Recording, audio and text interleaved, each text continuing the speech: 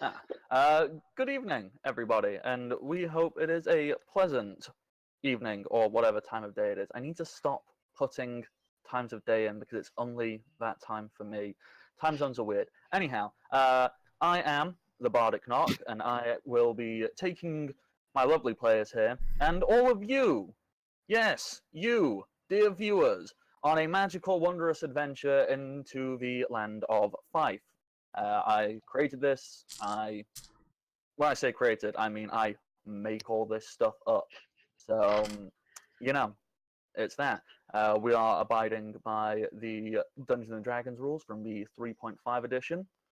So, if it's a little bit different to what you know, then we're not wrong. We're just different, and you can't prove otherwise. No, put down the rules book. Stop telling me how to. Stop telling me I'm wrong. It hurts my feelings. And there he is. Okay. And there he is. Oh, perfect timing. Well, not quite. I was just about to start running around and introducing all of you, my lovely players. We have not heard from our delightful sorcerer currently. Not sure what's going on. He will either get here when he gets here, or he'll inform us. He was caught in an explosion and he's now missing a leg. Yeah. Good. Knock on it. Let's go for the former. Fingers crossed. Yeah. He was here last week, though, responded to say that he wasn't going to be here last week for 4th of July, I think, right? Mm-hmm. Yeah. Yeah. So if anything's happened to him, it's happened to him in the last week. That's all we know. Yeah. He's somewhere. So, but that's absolutely fine because you guys have finished your current big adventure. So, it's not like you're going to be in desperate need of like someone to throw fireballs everywhere. So, are you ever not in desperate need of a fireball, honestly? It's true. This is true, actually. But if you do need it, we'll just say he did it. Mm-hmm. Okay, so we will skip Varco and drop on down to Blake. So, Blake, can you please tell us your name and your character and all of that, whilst I think Archer is putting your camera in place? It's all good now. There we I'm go. Blake. Zendrix, the half-elf druid.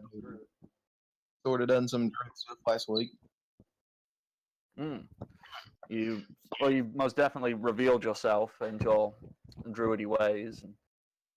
Well, in many ways, you're probably the MVP in getting past your most dangerous foe yet, a wall.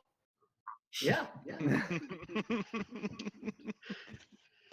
You would not believe the amount of nat ones these guys rolled trying to climb a wall. Specifically, this guy right A here. slightly sloped angle has Credit where credit is due. That river fucked us up pretty hard too. But it was a river contained by walls. So Hey, at least we can say the only thing in the world that seems to be able to kill us is the entire world, apparently. Inanimate objects. Done a lot. Mother Nature hates us. Inanimate objects. Back to introductions. Okay, I might need to change this. Your final boss in this campaign is not going to be like the evil wizard. It's just going to be the wall and the river made sentient. It's just a 1 kilometer tall wall with a river running in front of it. Well, Guys, that we're went fucked. fly, hopefully, so. Oh boy. Anyways. Okay. Next person would be our delightful and ever optimistic, I guess, but also terrified of everything, Rebecca. Rebecca, please tell us who you are, who you're playing, and I don't know, one other interesting thing. I don't know where you go optimistic from. I'm terrified of the fucking walls now. I was gonna say, I didn't know who he was describing there for a second. That's fine, all of us are terrified of walls. Oh boy. Okay. I'm terrified most of stone walls. They're just worse. Sorry, introduction, right? I remember. Shut up! I'm specifically shutting up so you can do it. I'm trying. You can do it, Rebecca. At least we're all in a good Okay. mood tonight, folks. Yeah, I love this group. Oh, good. Okay. I'm Rebecca. I'm.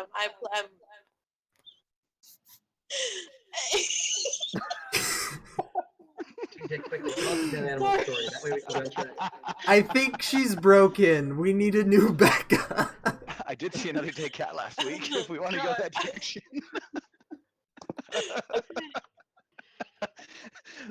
I'm Rebecca, the half orc bard.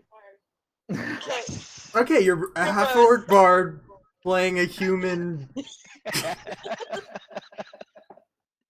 I'm sorry. Hey guys, words are hot. That's what it is now. Yeah. I'm Rebecca, should we Primrose move playing the on? half orc. I'm Primrose playing the half human. Rebecca. Half human. Half something That else. word We is don't a know bit what that is. confusing. Anyways, moving on. Let's just move on whilst Rebecca reminds us that words are hard, guys. Come Mhm. on. Don't be mean. Because words is hard. So, Oh, Cody, please, like, make sense because I don't think any of the rest of us can. Good luck. All right, so we go from the super cheerful character to the ever not cheerful character. Kid the Dark Horse. Kid is a half fighter, a little bit more than half wizard, and that's how good he is at math. And he is probably the best mercenary you'll ever come across. At least he thinks so. Let's say, kind of. Could be worse. You could be worse. you can always be worse, but you can also always be better. So, Hey, so long as I got my theme music, we can go. okay. Okay, so he has recovered from his day of being Canadian. We all assumed that it was like none of us know what Canada Day is, TJ. So we just assumed it had something to do with like moose, And mooses? maple syrup. Meese, maple syrup. Like Moose and just You don't add anything to it. Just moose. I like meese. There are multiple moose, and there is singular moose. Yes. Nah, And Just they're much moose. like how there's a goose and geese, it's a single moose and a gathering of meese. Well, as That with is the any- official collective term. You can't tell me I'm wrong because I won't believe. it's a very expensive and long trip to come over there and slap you till you start saying it right. So I'll probably just. And as like any good Canadian, I on Canada Day was cleaning my igloo while riding my beaver in the Canadian maple leaf bra. Okay. Sounds great. It's the best Damn, I poster need to go ever visit saw. Canada more often. Best poster I ever saw is an angry beaver wearing a little bra made of maple leaves tied on, and he's yelling, screaming at the world, holding a hockey stick aloft like he's charging. So it's What is he perfectly screaming? I'm encapsulated. sorry. No, he's just screaming in wordless fury at a world that has assumed he is capable of nothing more than maple syrup. I mean, To be fair, you guys do take maple syrup, put it in the snow, and then roll it up on a stick and eat it. oh, it's so You good. say that like there's something wrong with it? We're getting really distracted. TJ, who are you? They say don't eat the yellow snow. They didn't say anything about the caramel snow. Hi, I'm TJ. I'll be playing Flick, the halfling rogue. I'm not sure exactly where he lies on the cheerful-o-meter. It depends on who pisses him off this week.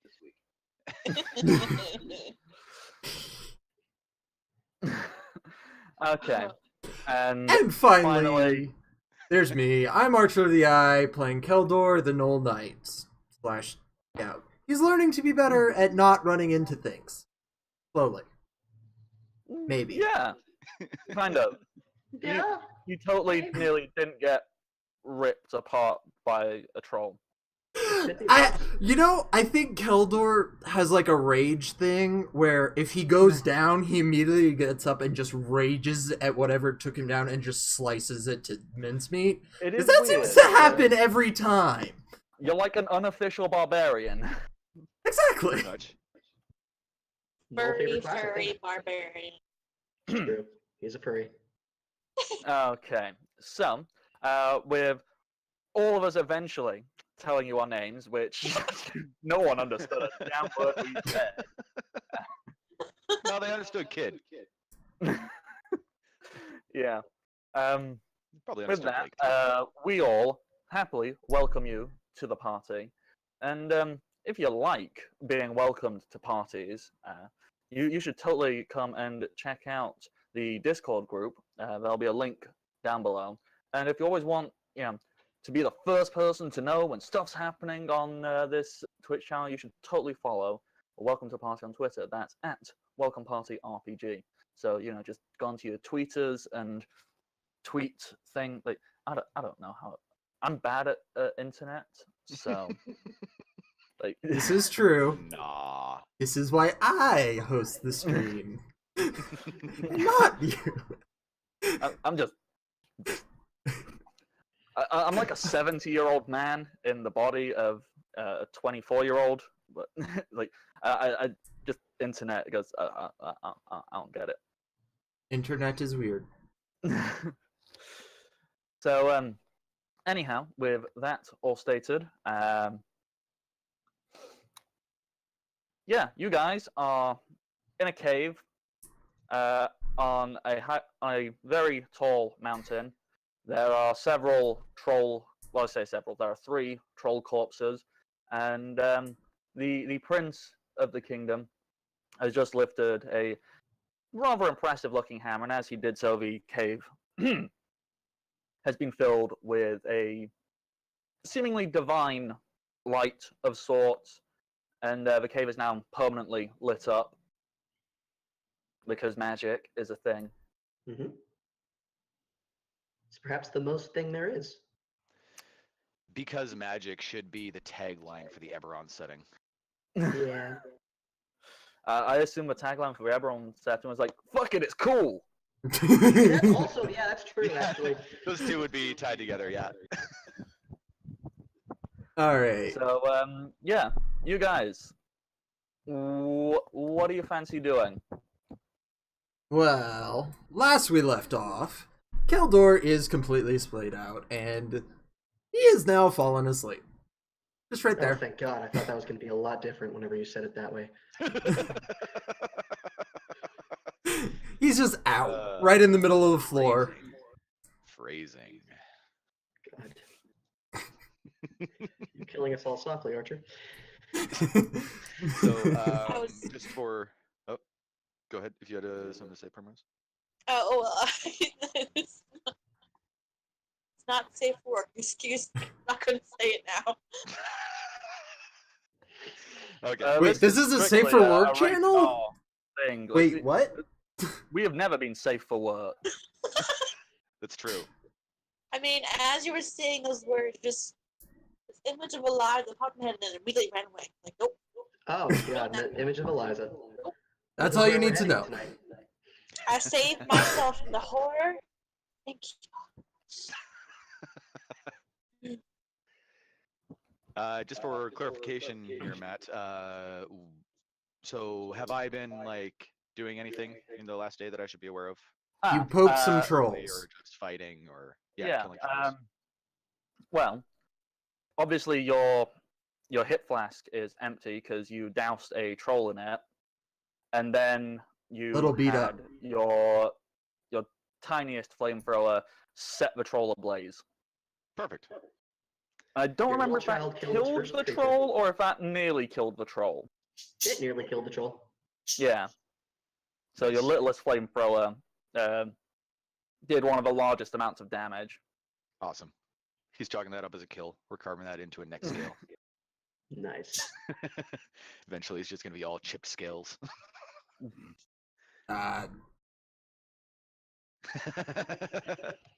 Oh, hey, little guy. What are all those marks in your? Ah! Oh, God! That is the show. All right. So, last we left off, I think we had just killed the trolls. He just lifted his hammer, and everybody noticed a giant pile of gold that was sitting yes, up there here. is a excessively large pile of various treasures behind and around the altar up on the top of there. If you will pardon me for a moment. And I walk up and repeat the scene in the wolves' den, and Scrooge McDuck my way through the pile. Mm. So, what I would like all of you to do for this is to determine what the treasure is, because I like random chance. It makes everything a lot more fun. If each and every one of you, we'll do this one at a time so I can keep track of it better. You're all going to roll me 3 D100s, and that's then what everyone gets will be the collective pile of things. So, who would like to roll first?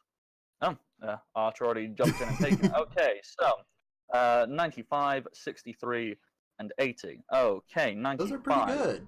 So, for that one, if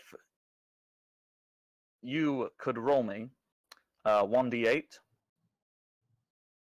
Ew. Ew. Okay.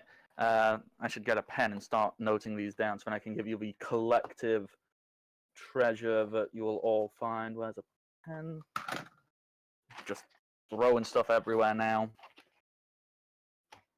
Come on, notebook. Where's a page I haven't filled? Yeah. Yeah. The struggle of the creative. You say creative, it's mainly filled with, like, crap. That's precisely how the creative operation works, Matt. You know this. It's 99% crap, 1% diamonds, and It doesn't have to look good, it just has to look good from a distance. That's how theater operates. Okay. So that's the first thing. The next thing I need from you, Archer, can you roll me 1d4? 2. Okay, and now can you roll me another 2d100s?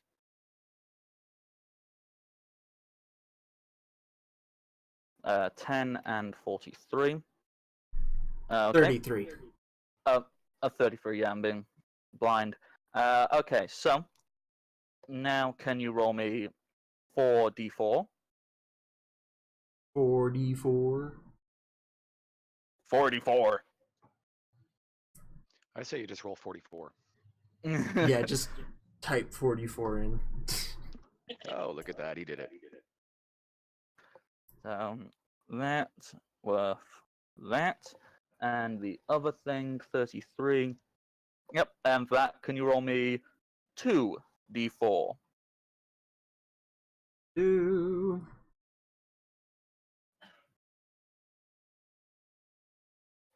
Worth that. Okay, and then the final thing. Alrighty, if you could then roll me 1d3.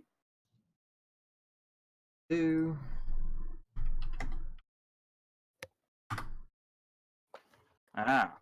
Lovely.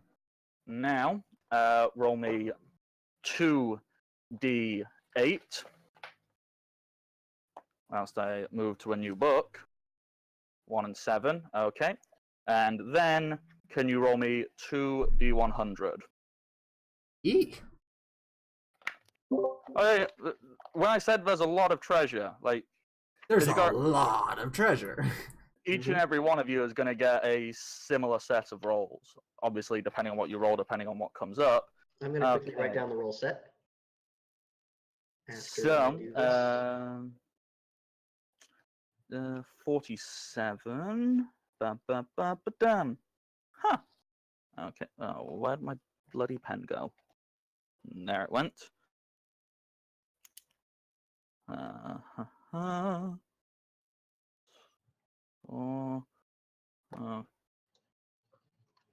That. And then the other thing, um, 83. Ooh, that's going to be good. So it is. Mm-hmm.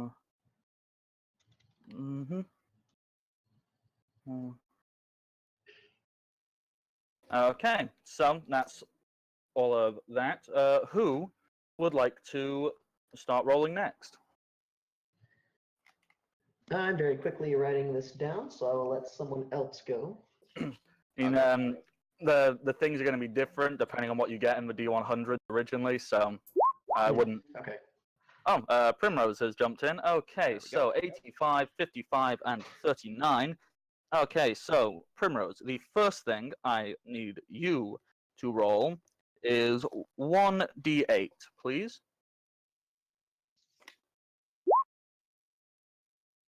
4. Mhm. And then the next thing, 55. Then can you roll me 1d4? Okay. And then can you roll me 3 D100? Okay. So 3, 20, 86. For the first thing, can you roll me 4d4?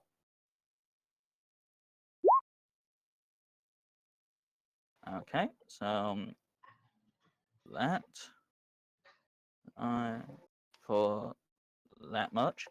The next thing was a 20. That again is 44, please. Which is that. For that. And then the last thing, That's a 86. good. Can you roll me 2d4, please? Okay, which is that. So what do I'm not well for the game. Say that for let's just call it that. And worth that much. Now to go back and find what you need to roll for the other thing. The original sets of D100, 39. Okay.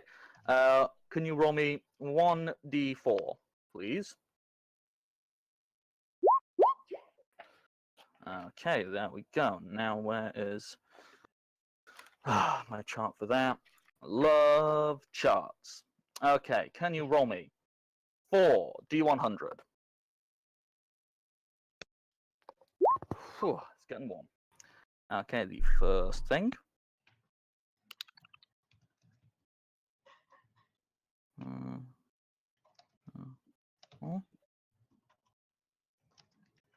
That. a nice ratio of Okay, critical hits to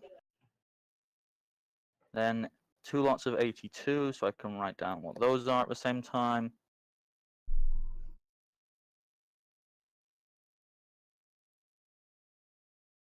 And one final 1 D100, please. 86. Okay, and I said one final. You need one last roll. 1d4, please.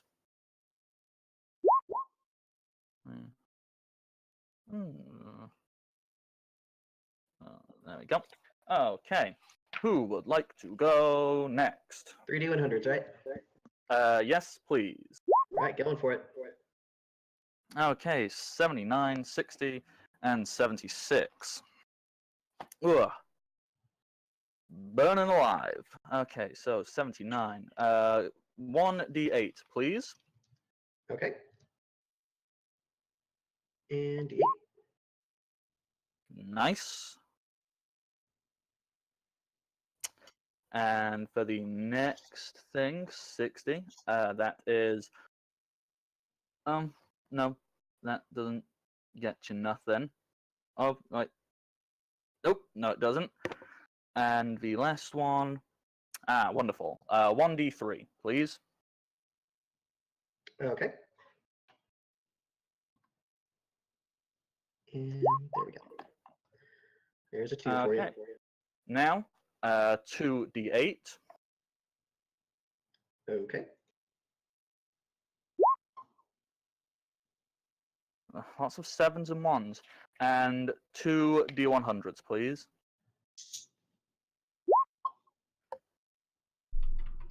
Where are my charts? Where are my charts? Bum, bum, bum. Okay, 41 and 26. So, the first thing. Okay. Of course, it has to be a long thing to write when I'm trying to balance things on my leg. Odd. What's that one?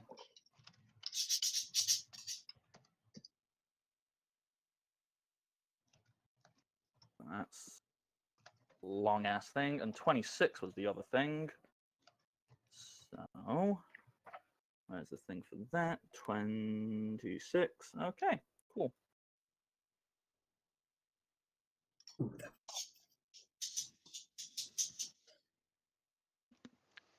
There we go. That's all of your stuff. Nice. I say your stuff. I'm assuming the party is going to divide these amongst themselves as to who gets what. We'll see. Okay. Who would like to go next? TJ or Blake? It doesn't matter. I'll let TJ go if he wants to. Alrighty, here we go. Nice. Oh my goodness. Yes, the magic 100, and a Okay. 95 in there too. Very, very good. Okay, the first thing at 28. Can you roll me 1d6?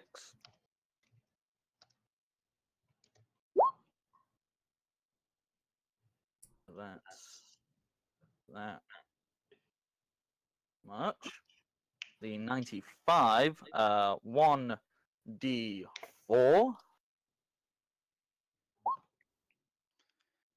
1. Can you roll me a d100, please? And 47. Okay, 47 is that. And can you now roll me 1d10? Alright. That's a 7. 7. Okay. Mm, Oh. Hold. That's that. Okay, and finally, 1d3. I need to stop saying and finally. I just mean I'm onto the last set of things.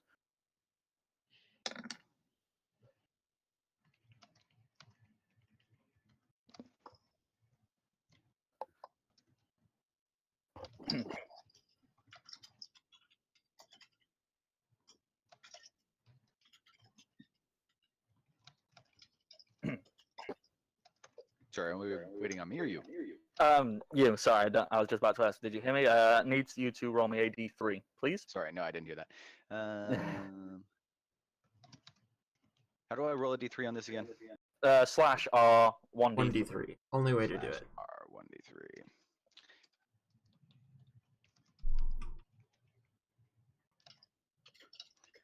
Forward slash? Yep. Space between the R and the 1. Ah, that's why. And it's also a... Yeah, that's what I tried the first time. I just tried the opposite. Oh, There we you go. lucky bastard. Okay. 3 d100s, please. Oh, jeez. And you are a lucky bastard 85, because 84, and a 58.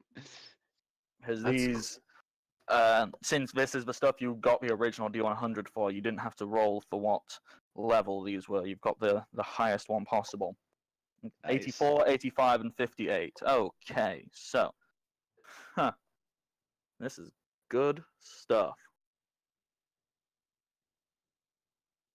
I'm excited. There's that. I mean, And click. 84 and 85, yes. Yes, okay.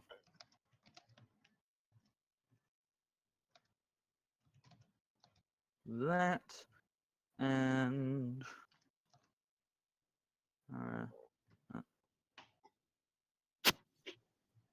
that. Okay. So, and our final player to go through this long and drawn out treasure rolling stuff, Blake, can you please roll me 3 D100? Waited like a good person. Let's get a straight 300. Oh, hey, there's like. Back in a moment. I mean, Okay, between all so 3 of them, they definitely add up to 100. just about. So the first thing is a 25. For that, can you roll me 1d6?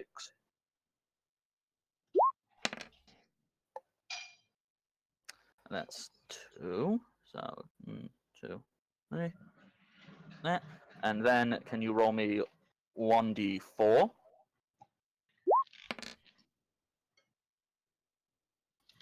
Okay. Then a d100.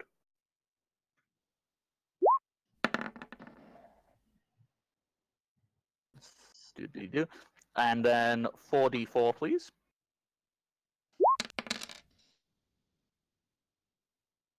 Ah, nice. Okay. Well, that much. And the other thing. What was your last roll on the D100s? 46. 46. No, that's not high enough. Okay, there we go. Got everything. It's a shame Barker wasn't here, otherwise you'd have more stuff. Ow. Okay, Viewers, so thanks for tolerating that, just for being so patient. I'll let you guys have a slice of this cake I bought. Here you go, guys. Take a bite. It's very generous. Oh, yeah, I got spit all over it. All right. It's very moist. Oh, yeah. I'm hungry. okay, Dogs in the so oven. now we have all sat here and rolled numbers. I'll tell you all what you find. This rather large pile of things. There's hundreds, if not thousands, of gold and silver coins. There is then a sizable collection of various gemstones. Let me just count. 1, 2, 3, 4, 5, 6. Yeah, so there's 6 very impressive looking gemstones lying amongst everything. There then also appears to be 2 scrolls, which look quite cool. In amongst everything, there appears to be a something made of silver. You'd have to have a closer look at it. There appears to be 2 pieces of glass that, yeah, if you investigate, you'll maybe learn something about. 3 small, what on first glance just look like stones. There is then also a when I say this, you guys are just going to start chuckling like children, aren't you? There's like not long. I'd say it's a half staff long metallic rod, and then there's There goes Rivers. then there's a small little pellet of sorts. There then also appears to be a very fancy-looking sword, and 3 different kinds of amulets, jewels of sorts, like jeweled amulets that all look very impressive in different ways. Okay, everybody back off. Kid's about to start stripping, and he takes his armor off. And he's going to sit crisscross among the troll corpses, and he is going to cast Read Magic. And he says, anything with letters on it, bring it to me. Okay. Lucas is standing there transfixed, staring at you, blinking. Why did you get naked? Why? If I had my armor on, there's a chance it could fail. And there's no middle ground between this and naked? I'm not naked. I am wearing clothes. Just Oh. they are a little bit shredded from the ooze. So you're A little naked? bit shredded from the ooze, from quite a few incidences. So, are you taking the things that look like they have writing on over to him? Yep. Yeah, I'll start doing that. So the two scrolls, kid, you have a look at these, and one scroll you look at and go, huh, this would probably be a very useful spell. Maybe I should go ahead and learn it. Hey after Shogun, a good thanks sleep. for the bits, by the way. What spell is it? Shogun, throwing bits to us. Great Oh, you're guy, awesome, Shogun. Shogun. And you're saying nice overlay. Yes, it is a very nice overlay, which I the hope you like the lovely cake. creator, co-creator of Welcome to the Party, being Throck. You can find him on Twitter at Throck Plays, and he also is on Twitch as well. I think is also Throck Plays. He made that for us. He spends a lot of time doing everything he can to make this community as good as possible. Great guy, and he should totally let me keep doing stuff here. Mm-hmm. Not So- cozying up to him at all. Nah, he's a magnificent person. No, he's great. Yeah. He really So, is. kid, this first scroll you look at, Mhm. you take a good look at it and you go, I bet this would be super useful if I was to say, learn this spell after having a good night's rest. And it appears to be a scroll of knock. Oh, okay. Let's see. And That's the useful. second scroll, you're kind of looking at, go, this also probably would have been good because a lot of us nearly died. A lot. And it appears to be a scroll of Death Ward Mass. Okay, one for me, one for the pile. And I'm going to put the death word over there because I have to do a little bit of research into what that one does. Can we just pin that one to Kildor's collar? It might be a good idea. I don't have a What collar. else you got, guys? What else you got? Bring it here. Do now. As for the other, nothing else appears to have any particular writings of anything on. It'd be very difficult to immediately discern what is and isn't magical because everything in this pile looks pretty impressive. Looking at perhaps the it amulet. is easy to determine whether or not something is magical or not because I've also prepared detect magic. That's exactly what I was hinting at. Okay.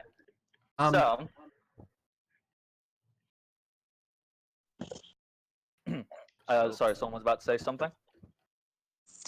No. Go on. No, I think just you. Okay, cool. Of all the various things in the pile, the things you get a magical aura off of, let's see. Obviously, with two scrolls, you go, yep, they seem pretty magical. Mm-hmm. The metal rod, that seems magical. The small pellet-looking thing, that looks pretty magical. And the 3 amulets all appear to be magical. Okay.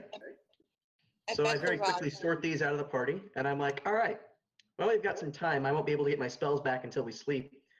But in the meantime, I think it would be a good idea if we tested these. Can you at least figure out kind of what they do? Maybe. That will require spellcraft checks to determine the schools of magic involved. Yes, it will. So I will go ahead. How many spellcrafts do I need to make? 3. Okay, Well, sorry. you don't need it on the scrolls because you've read them, so you know what they are. Mhm. So you would need 1 for the rod, 1 for the pellet, and 3 for the amulets. Okay. 1, 2, 3, 4, 5. Oh, nice. Those are some Yeah, Everything kid's in the fucking above- zone right now. Everything above 20. That's very, very good. Okay, now I need to check exactly where all of these are from, so I don't start wasting time looking for different books. So the bad thing Okay. is this is with a plus 12 on top of all this. So he didn't roll that well, but it's all right. I mean, Okay. nothing below a 10, so Mhm. Pretty good, that's all it- Gives me actually. power. The bitter cold nipping at my thighs. Um, Oh, I forgot. You guys and the viewers can't see the Discord chat that said that nudity gives me power. So that might have been a little out of context. Okay, hang on. I'm looking in the wrong places because that would take too long. If I just I mean, Always doesn't nudity give everybody power, honestly? I mean, I'm naked right now. We can't see you from the waist down, Matt, so we can't say. It's pretty convincing body paint. That's all it is. He's really submerged in a tub of ice from his nipples down. Exactly. He would love to be, is more accurate, because he's kind of melting right at the moment, so. Yeah, I really am. You English people. And your Hey. heat? What is that even supposed to mean? And your lack of tolerance for heat. Oh. I have a color. It just so happens to be translucent. I got nicknamed China White by some cokeheads at the river one year. Oh boy, another awesome TJ story. used to hang TJ, out with why are some you hanging really out cool with people. cokeheads at rivers? I Matt, went to the river. There were cokeheads there. It Matt, was it's hanging out with Canadian the river. river more than them. Okay, so 165. you went to the thief to have terrible, scary stories in the bar to make all the sex jokes. There we go. Okay, so the the first rod. Well, there's only one rod. Yes, there we go. There are at least 6. The one made of metal. So I don't know what the rest of you are into, but I don't have one of them. Well, I say metal. It's actually glass. Now looking at its description. But I do Okay, have one of those. That's good because I was I about have to say 12 the of easiest way to test those. something is to throw it, and if it's glass, I'm not going to do that. Yeah. So this fragile-looking glass rod is filled with elemental energy. Who got that one? Who went third? That was you, Cody, wasn't it? Yes. Can you roll me a d4? Sure. I'll go ahead and grasp the rod tightly and roll a You 2. giving it a firm squeeze? Yeah. Yeah. Okay. Oh, God damn it, why? There appears to be a crackling electrical energy. You get a tingling feeling as you grip your rod tightly and Somebody wave it let it around a on. little bit. I'm an adult. All right. Why is this so funny? Because you're an adult. Is there I'm a anything visual happening responsible with it? adult. As you are holding it, you feel a surge of electrical energy reach your hand, and from the spellcraft you did, you know that this is from. What fucking school is it? Where are you? Probably. I'm assuming evocation. It says no school, so Oh, cool. that's why I Really? couldn't find it. So that makes it awesome. Okay. So I feel it. Does the electricity harm me in any way? It does not harm you. Who's he pointing it at? I'm upset that it's not harming me because I can't test it properly. I'll hold off on. Actually, hold on. The troll carcasses are nearby, right? Yep. Can I touch this troll carcasses with it? Oh yeah, you can certainly do that. Okay, I'm going to touch it. In its nose. You poke the troll with the rod. On its nose, yes. It doesn't seem to do anything. The rod more seems to be the way it's gathering around your hand is it seems to be awaiting something. It seems to be anticipating, if you were to do something with it. I'm Like, going to. it's waiting for you to trigger it more to the point. Like it feels like it's in that permanent state of I'm ready to go. Just do the thing, let me know and I'll do it. Put me in, coach. Put me in. You know, I'm gonna let it continue to broil around my hand for a little bit because of denying it. No, I'm gonna touch the troll, like with my actual hand. Yeah, you're touching the troll. Still nothing happening. Like, give me a knowledge arcana. I will try. Let me see. I'm so glad I went through and actually figured out that I was missing a whole bunch of skill points. 19. Okay. You're fairly certain that you know what? Maybe, just maybe, hmm this might be one of those things. You probably read about it when Notad was having you do push-ups and read books at the same Yes. time. But yeah, you vaguely remember reading something about wizards and other spellcasters sometimes like mess around with like the metaphysics of their magic. There's like some kind of meta magic or something like that. Ooh. And you have a suspicion if you were to cast a spell, this would alter it whilst you're holding it. Zendrix!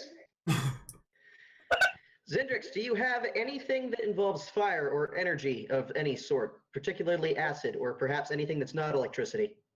Varko raises his hand and goes, I do. Hey, not today. Not today. Okay, Vako, catch, and I throw the... No, I don't. I walk over and I give it to him, and I say, okay, I need you to try casting a spell like that on the thing that we see in front of us. Don't on Keldor or anybody else. So Varko holds it, and you've all seen Varko fire beams of fire from his fingertips. And you know what he does when he prepares. You know, he goes like finger gun, so he does that. And just Pew, as pew. you expect the beam of fire to shoot out, the rod takes that fire and converts it into electricity. Oh. He's So a the fire troll bender just now. got zapped by electricity. Yep. Yeah. Does it rise back Does to it life? reanimate like frick? Yeah. No, he's doing it on the troll you decapitated. Okay, Oh. good to know. I guess that would reduce the chances of it significantly. Yeah. So, this rod is broken up into. How many sections is it broken up into? Let me just do. What does it say? Yeah, it's kind of split up into 3 sections, and one of those sections like dims down. The electricity doesn't flow through one of the 3 equal sections anymore. So you're kind of looking at, okay. Well, that's super useful, but not to me. Let's see. So what else do I look at?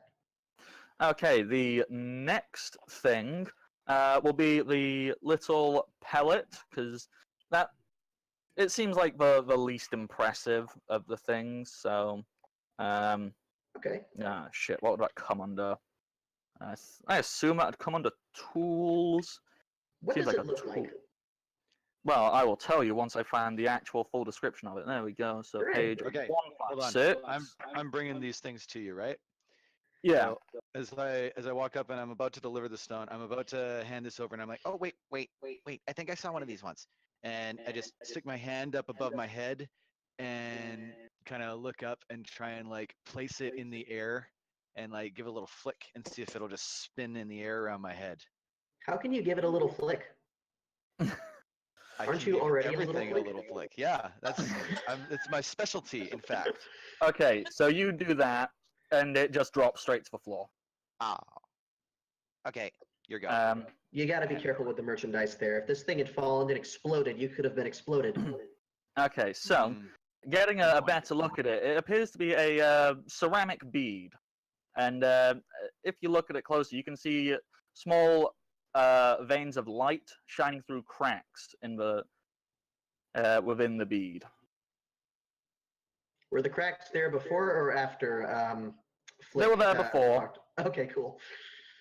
Okay, so looking at this, I have to try and look at it for a little bit. And I'm like, okay, so my gut instinct is to throw this, but I doubt it would survive that. Hmm. I'm going to use my other senses to attempt to experience this thing. About how big is it? Well, it's a teeny tiny ceramic bead, so it's no bigger than a marble. Okay, I'm going to taste it. Hang on, I've just realized you don't find a singular one. You actually find a pouch with these in. So roll Nice. 3d4. Sure. Yeah, there's a pouch with 5 of these small beads in. Okay, I would like to taste it. You lick it. It tastes like a marble, but it, you know. Hmm. I have no frame of reference for what a marble tastes like. Glass, Or ceramic. ceramics, pottery. Okay. Doesn't taste like anything, in other words. It Yeah. doesn't taste like anything. It tastes like Okay. cold, because they're usually colder than the surrounding air. It tastes Okay. like cold. Okay. Well, until I can further identify these, I would recommend that we avoid throwing them or throw them at once. So those are my 2 recommendations. I'll let you guys figure that out. How You many have beads 5 did of you... them. If you wanted to see what they did, you could throw 1. But what if it's really good? Then we would lose Look the out. one. I reach down and I grab one and I throw it in a space where there's nobody. You throw it. When it hits whatever, the floor, the wall, the thing cracks open, and out of it, a very bright illumination breaks forth. Ow. Almost Ow. as if daylight had just been Oh wait, it's already bright in here. shone. Oh.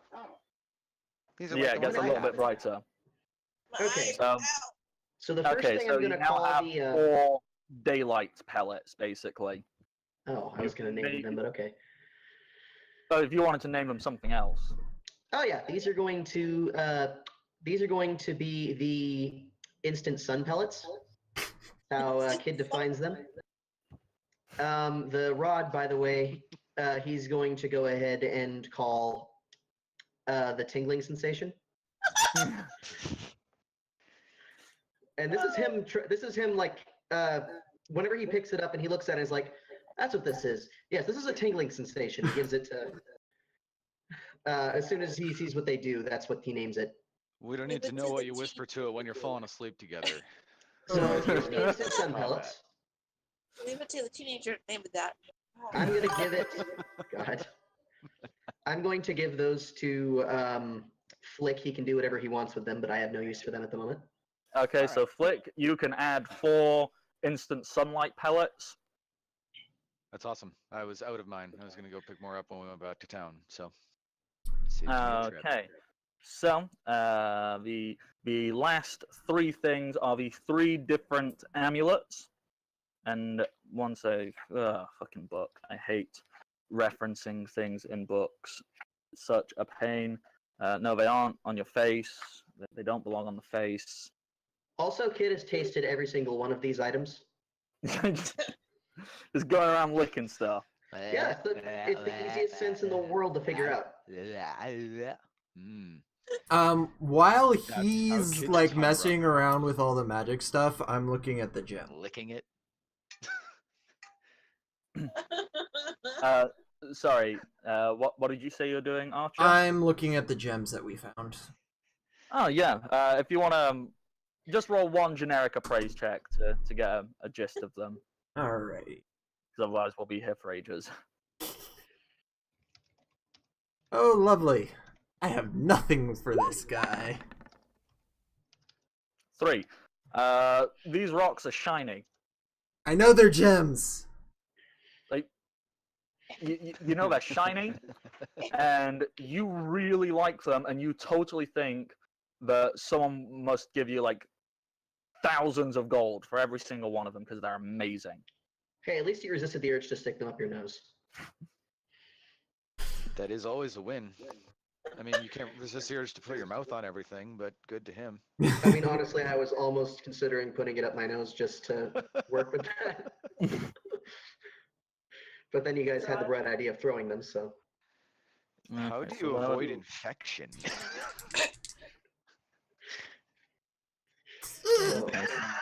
He's Okay, like, so "What the you Oh, have to dear. do crazy those ones. You don't need to avoid infection if you've had every one of them at least once. Yeah, that's how it works. He is a walking raisin after all." See, And my plan the- is I just get all the diseases so that I won't get them a second time. Oh, It you're works a human great. vaccine. Human vaccine. As soon as I get the gems, I stick them in my pouch. Okay. I hate, I repeat, hate how this is organized by price and not alphabetically. So I don't know how much this thing is worth. I don't know where I'm looking. Ugh. Because I don't know if it's in this book or in a different book. So you know what? I'm just gonna look where they are organized alphabetically. It's not a tool, so P is before. As he's doing this, Kid has the bright idea and says, "Okay, so since these are necklaces and I can scarcely understand their purpose unless they're worn around a neck, I think we could all try them on at the same time." Keldor grabs one and puts it on. Okay, Keldor, I'll do yours first because you said so first. The one you grab is a teardrop-shaped amulet and is made from a blue-green crystal. Cat.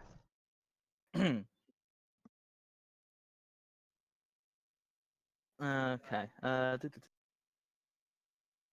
Yeah. As you're wearing this, well, the moment you put it on, you feel, and because it just kind of instantly creates a weird aura around you. So everybody who is within 30 feet of you feels like they'd be a little bit better at talking to people. Then so do you. You God, have we a finally found a cure for Eliza. Nope, mine. I need that. so you put that and go, huh? I feel better at talking to people for some reason. I'm already pretty. So I just tuck it under my change shirt. I need that for my job. Kid's gonna use the other amulet at Zendrix. Yeah, I'll put it on. Okay. The amulet for Zindrix.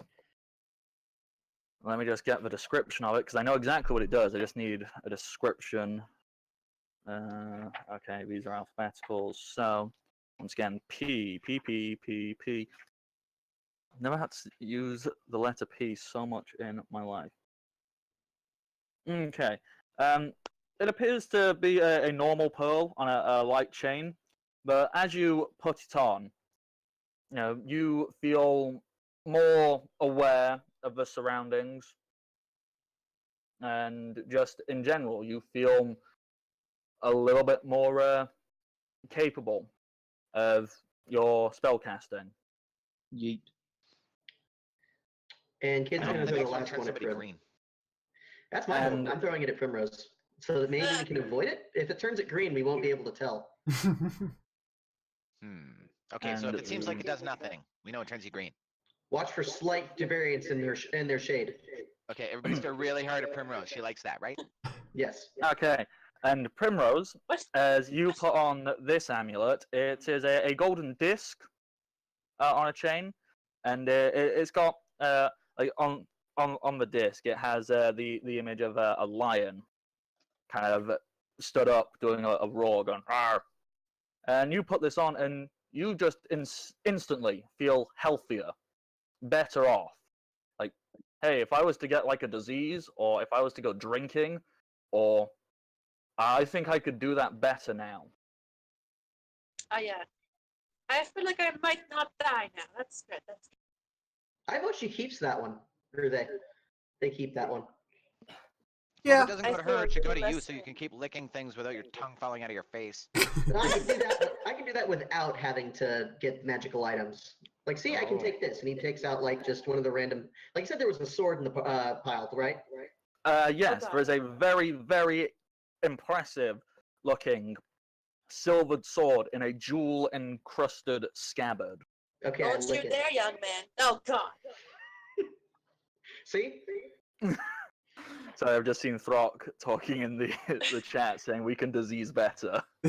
5 minutes from now, you're gonna roll 1 and die. You know that. I hope you realize that, right? I mean, I'm So- the one who's sick, even though I No, don't this know is that a- I'm sick. This is a silvered weapon. If I'm correct, this thing is like specifically good at fighting diseased creatures. Yeah, let's call them that. Yeah, Yeah, lycanthropy is a disease, Magical. right? yeah. And so this is probably the least diseased thing here. I mean, Uh-huh. Okay. I'm By the going way, I don't know what to silver tastes like. I'm I going imagine to it's pretty infect hot. myself by licking more things. Okay. Yeah. Oh, you would God. not survive long in France in the plague years, whatever years we were. Yeah, we had to know about this stuff to survive those plague years. Apparently, the new generation that was born after the plague, they just go around willy-nilly, sticking their tongues on things. I Not don't know. licking stuff. Madmen. You need to get some frogs over here and we'll just start going at it. Oh, God. Okay, so, whilst you haven't identified everything, you've got a vague understanding of what all these different things are. Mhm. What would you like to do for the... Oh, sorry, the other obvious magical feeling thing would be the new fancy-looking hammer, Yeah. obviously. So that is actually a thing I would like to discuss with Angus. Yeah. Okay. Angus, is there anything, because I still have both read magic and detect magic up. I'm assuming I'm getting a pretty strong reading from the hammer. It's terrifyingly strong. Oh boy. I would like to, is there any sort of inscription on it? Yeah. If you're gonna try and read it, Angus, can I have the hammer for just a moment? he kind of looks at you and goes, and then there's a moment where he kind of looks you up and down and goes, "Aye," and he hands the hammer over to you. Okay. As the hammer changes hands, well, everywhere in the room, except the small area of daylight Flick created, the daylight just, like the divine light just flies out of the room, and the hammer in your hands looks dull and worthless. Hmm. So it's Okay, only radiating in the prince's hands, is what you're saying? You could assume that. Is it a one or two-handed hammer? It's one-handed. Okay. Prince, I need you to touch it, but don't grab a hold of it. I need to do a test. He touches it. Okay. Does the room light up? Nope. Okay. I'm going to lick it. He thinks he owns everything in here now. That's what's going on. Specifically on the handle part. Okay. Oh, God, why? You lick up a bunch of dust and cobwebs and all kinds of various things you would find on a hammer that has been sat unattended on a shrine on the top of a mountain for Who knows how long. potentially hundreds of years. With Like trolls in the nice. cave. I'm going to give it back to the prince. When he takes it back, the room lights up again. The hammer returns to its very impressive, like it just like shines and looks impressive and shiny and pretty. I walk up to him and say, let me try. You take it off of him. Hammer looks dull, pathetic, and the room Covered in goes dark spit. again. I'm just like, ooh, Make the the light things go I on can and off. do. That's like currently what I'm looking at. Okay. So first things first. We have to determine exactly what this hammer's true capabilities are. Do you have them like possibly mentally in your head? Can the hammer talk? Can the hammer talk? Can the hammer talk? Is the hammer telling him anything? Any sort of divine prophecy? I've heard God things do that sometimes. Telling Are him, you- you like to make it. he's asking Angus, is it talking to you? I'm assuming you've let Angus take the hammer back, right? Yes, Yeah, Angus has the totally. hammer. Okay, so you give Angus the hammer back, and you're asking if it's talking. He goes, it's a hammer. I hit Right, things right, with but it. sometimes, Like, sometimes if there's like some sort of divine thing, this is me not coming from any sort of actual background in this stuff because honestly, fuck the gods. But if you're holding this thing, which I'm also trying to intentionally say things that would possibly anger a deity in the presence of this hammer to see if it reacts. So is there anything on fuck the gods? Angus gives you a pretty shitty look. He goes, I mean, it feels pretty powerful, but I'm not sure. Feels as if it's lacking something. I mean, it's better than my hammer, but something that's meant to slay all kinds of evil, and it feels as if it's not quite there. I mean, Okay. I'm sure it could like smash a goblin skull. I don't think it'll kill a crazy powerful dead raising necromancer. Well, we can certainly test that. Okay, Eliza, on standby if you would. Wait, what? Oh, All right, my prince, go for it. What are you doing? Hit me. Go. Oh god. Don't be a coward. Go on. oh. You I want me was to only hit turning you? Eliza for a second. Wait, Eliza, do you have any? Can you actually heal him yet? Kid doesn't care. She kind of goes, I've got a few, not loads. Don't think, just do it. Don't worry, kid. No matter what happens, I will slap you back to life. Okay. Angus kind of looks at you and goes, fine. I mean, you're my friend, not my foe. So... And I am your employee. Oh, hit me! That is all I have ever valued out of this relationship. Let's go. Aw. Don't worry, Your Highness. I'm your friend. Thank you, little man, wee man. I'm we insulted by you not saying we're friends. We've been through a decent amount. And because of that, I would like you to hit me. Aye. Don't leave friends hanging like this. He gets the hammer, he pulls back, he swings it into you. Feels kind of just like a normal hit. God, this is...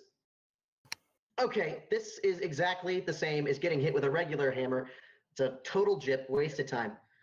Like, I was hoping this thing could maybe shoot lightning out of it or something. Okay, and take 8 damage.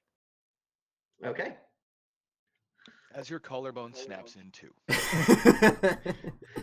Nah, I've been hit with worse. Although, admittedly, I am fairly winded after that. Though, honestly, it's nowhere near what Unst has done to me. Yeah, Do you say that out loud? He'll probably hit you again. Yeah, Unst is a better friend than you are. I say as I walk away. So we have established that Kid is suicidal. Okay. I would Alright, we say have more tests reckless to to the run. point of suicidal. It's not like We- he wants to kill himself. He'll just do stupid things until he does. Oh, okay. We have more tests to run, Prince. First, if you'll hammer me on this. Okay. Still not better than a regular hammer. I'm not respecting that hammer's power. First, I want you to put it on the ground. He puts it on the ground, and Now, take much 10 like steps away. when you guys picked it up, it returns to a dull, unimpressive looking hammer. And the room goes dark. Now take 10 paces yes. away from it. Now, Now, you take 10 paces, or you tell the prince to take 10 take paces? 10 paces. Yeah. Prince takes 10 paces away. Now, firmly but clearly, tell it to rise and fly into your hand. He holds his hand out and he goes, "Come to me, my hammer." No, you're doing it wrong. You have to give it a name. Oh, I'm not great at naming things. I mean, it's a pretty glorious looking hammer. Prince, you'll need to name it or I will name it. Should I just call it like the hammer of glory? I guess. While this is all happening, Keldor has pulled out the auto-cooking legs from the creature before and is just sitting there eating them and just kind of watching the antics. The prince repeats it. Master of hammers. Ooh, Hammerfell's a good glory name. fell. Yeah. I do like a grand gesture out to this like imaginary stadium as I do it. And once again, the prince kind of goes, "All right, glory fell, master of hammers, come to me," and it does nothing. Oh. Like, I didn't get it. I mean, Yeah. the study said it should be powerful enough to slay every foe. Yeah, absolutely. I Wasn't there a second part to the story? Was there? Don't we have to go to some other mountain? No, that's just where Notad wants to go. We didn't hear anything about, like the legend just said that someone who is noble and true with a heart that is pure as steel or something, I don't know, something that the prince apparently has, is able to work. Now, here's the question. Does anyone who fits that description have the ability to wield this hammer? Eliza. I can scarcely think of someone who's more noble and true than you. Which, mark that, guys. That's the first legitimate compliment Kid's given in this campaign. I think he's trying to get you killed. Please don't. No. He does have that sort of kid look in his eye as he says it. I'm not really a fighter. No, don't think. I mean, you have I that mace thing in your Test of theory. hand. Let's try it. I will mop the floor with the pin. Don't you dare. She goes up, grabs the hammer, picks it up. No. Room is still unimpressive. Hammer looks dull and unimpressive. You should be ashamed of yourself, Prince. This hammer has completely insulted this amazing woman who has kept us all alive. Oh, hey. Either that or she apparently has a secret that we are not quite sure of. You don't. I don't have any secrets. Promise. The Nope. hammer seems to disagree with you. Oh, jeez. Has It's Primrose just a stupid walked hammer. up behind him and smacked him yet? I'm about to. Oh. Can I roll for that, Matt? Please? Can I? Please? You can just go smack him. I will allow you to. Love to. Wow! Smack him. So, Roll damage. where are you hitting him? How are you hitting him? How hard are you hitting him? Describe it for me, please. As he's basically interrogating the best woman alive. Let's see. Just this intense scowl on Primose's face. Yeah, wax him across the neck, like From the back. yeah, Freaking Russian takeout. That's awesome. yeah. Just do judo chop. Roll damage. Chop him in the neck. Yeah. What, 1d4 minus whatever negative It's strength 1d3 modifier? for unarmed strikes. Yeah. And then minus your strength modifier? Plus strength modifier, although in this case it would be minus. Yeah, that's why I said minus. So what Plus is this? 10 for Fury of a Lover Scorned. What am I rolling? 1d3, and then your strength modifier. Minimum damage is 1.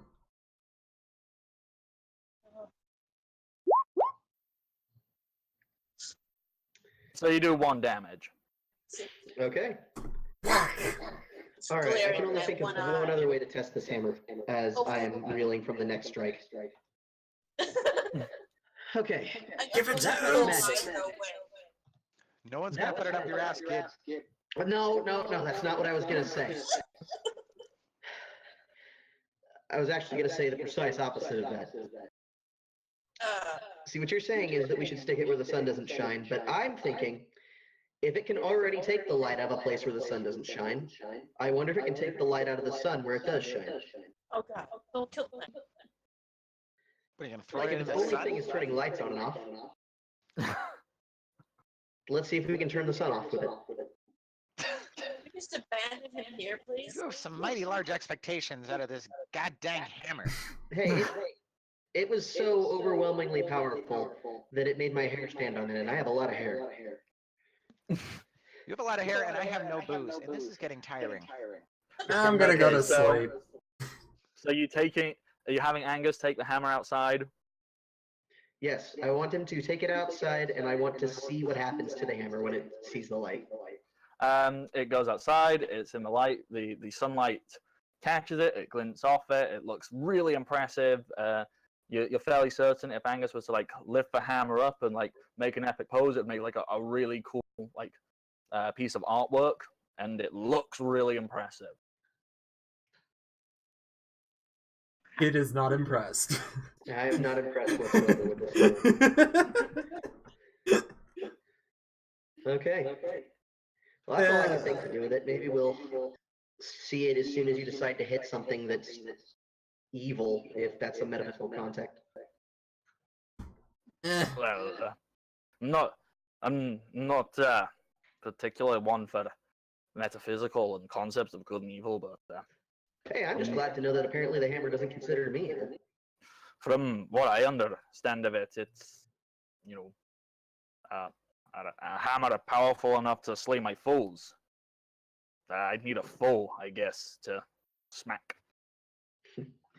I guess I can't pretend well enough. I'm going to take the prince to the side and I'm like, Prince, I think I said about friends. That's entirely so I can get you to abuse me. Oh, You wouldn't have done it otherwise. You're too good of a person. well, thank you. I still wholly expect to get paid at the end of this. You wouldn't be doing your job if you weren't expecting a payment or rewarded of some kind. Okay. Now, I'm going to be shitting blood for a week. But I'll get us down the mountain tomorrow. Why? Yeah, a good night's rest sounds like a plan to me. Takes Once a long time to shit out a collarbone, Primrose. So, are you all having a good, long, healthy sleep? Yes. Yeah. Yes. And I already But- stopped Try. for those who can't get feather fall from kid if there's anyone left over. Yeah. I am. I'm Sorry, going after to do you. an additional search of this place for any stored casks of anything, because those are often considered to be precious goods in hordes like this. Um. The Okay. longer I search, the lower my bar gets. Yeah, roll a search check, please. All right.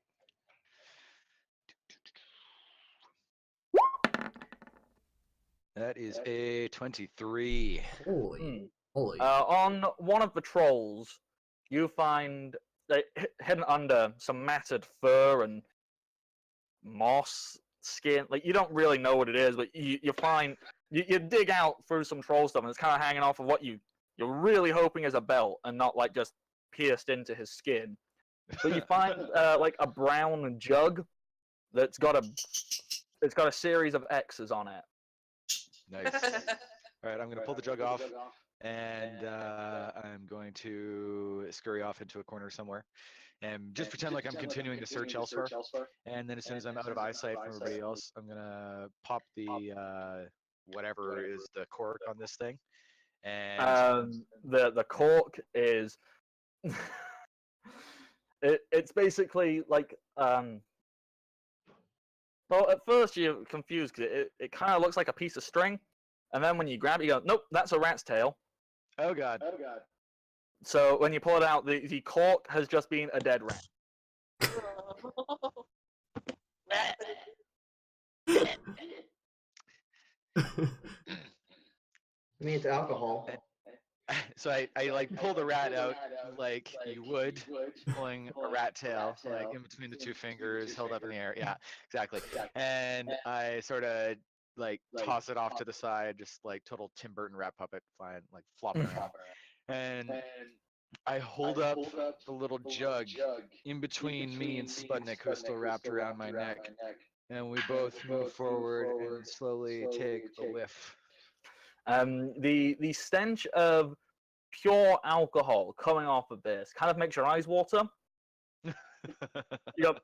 Yeah, and you can already feel it in your throat. In fact, like you're fairly certain you see a vague vapor come out of it, as if it is so alcoholic it is already evaporating just in the temperature of the air in this frozen mountain cave. Oh dear.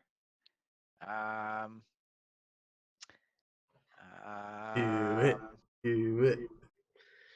All right. So I pull out my flask and I attempt to pour some of this into my flask and just see how that process goes. Okay.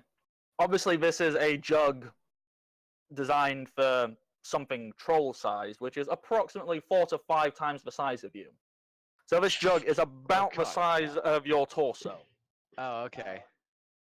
So, or maybe not your torso. Like, yeah, But it's big. it's bigger than your head. Okay. So for you to So- try and do that, can you make me? A sleight of hand check? Yeah, let's call it sleight of hand. Okay.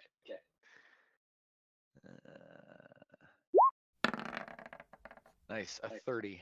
30. All right, yeah.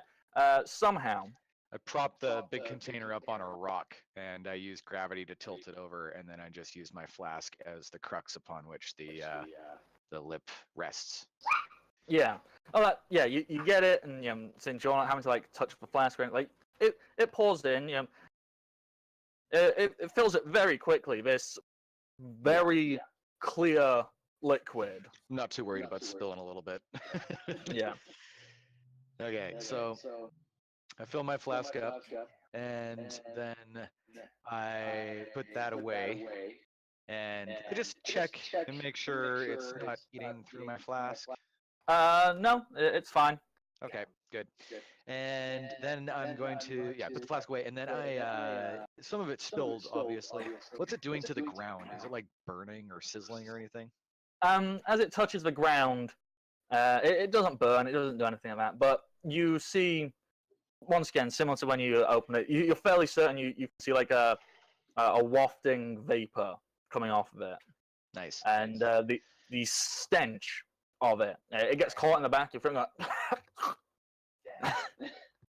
All right.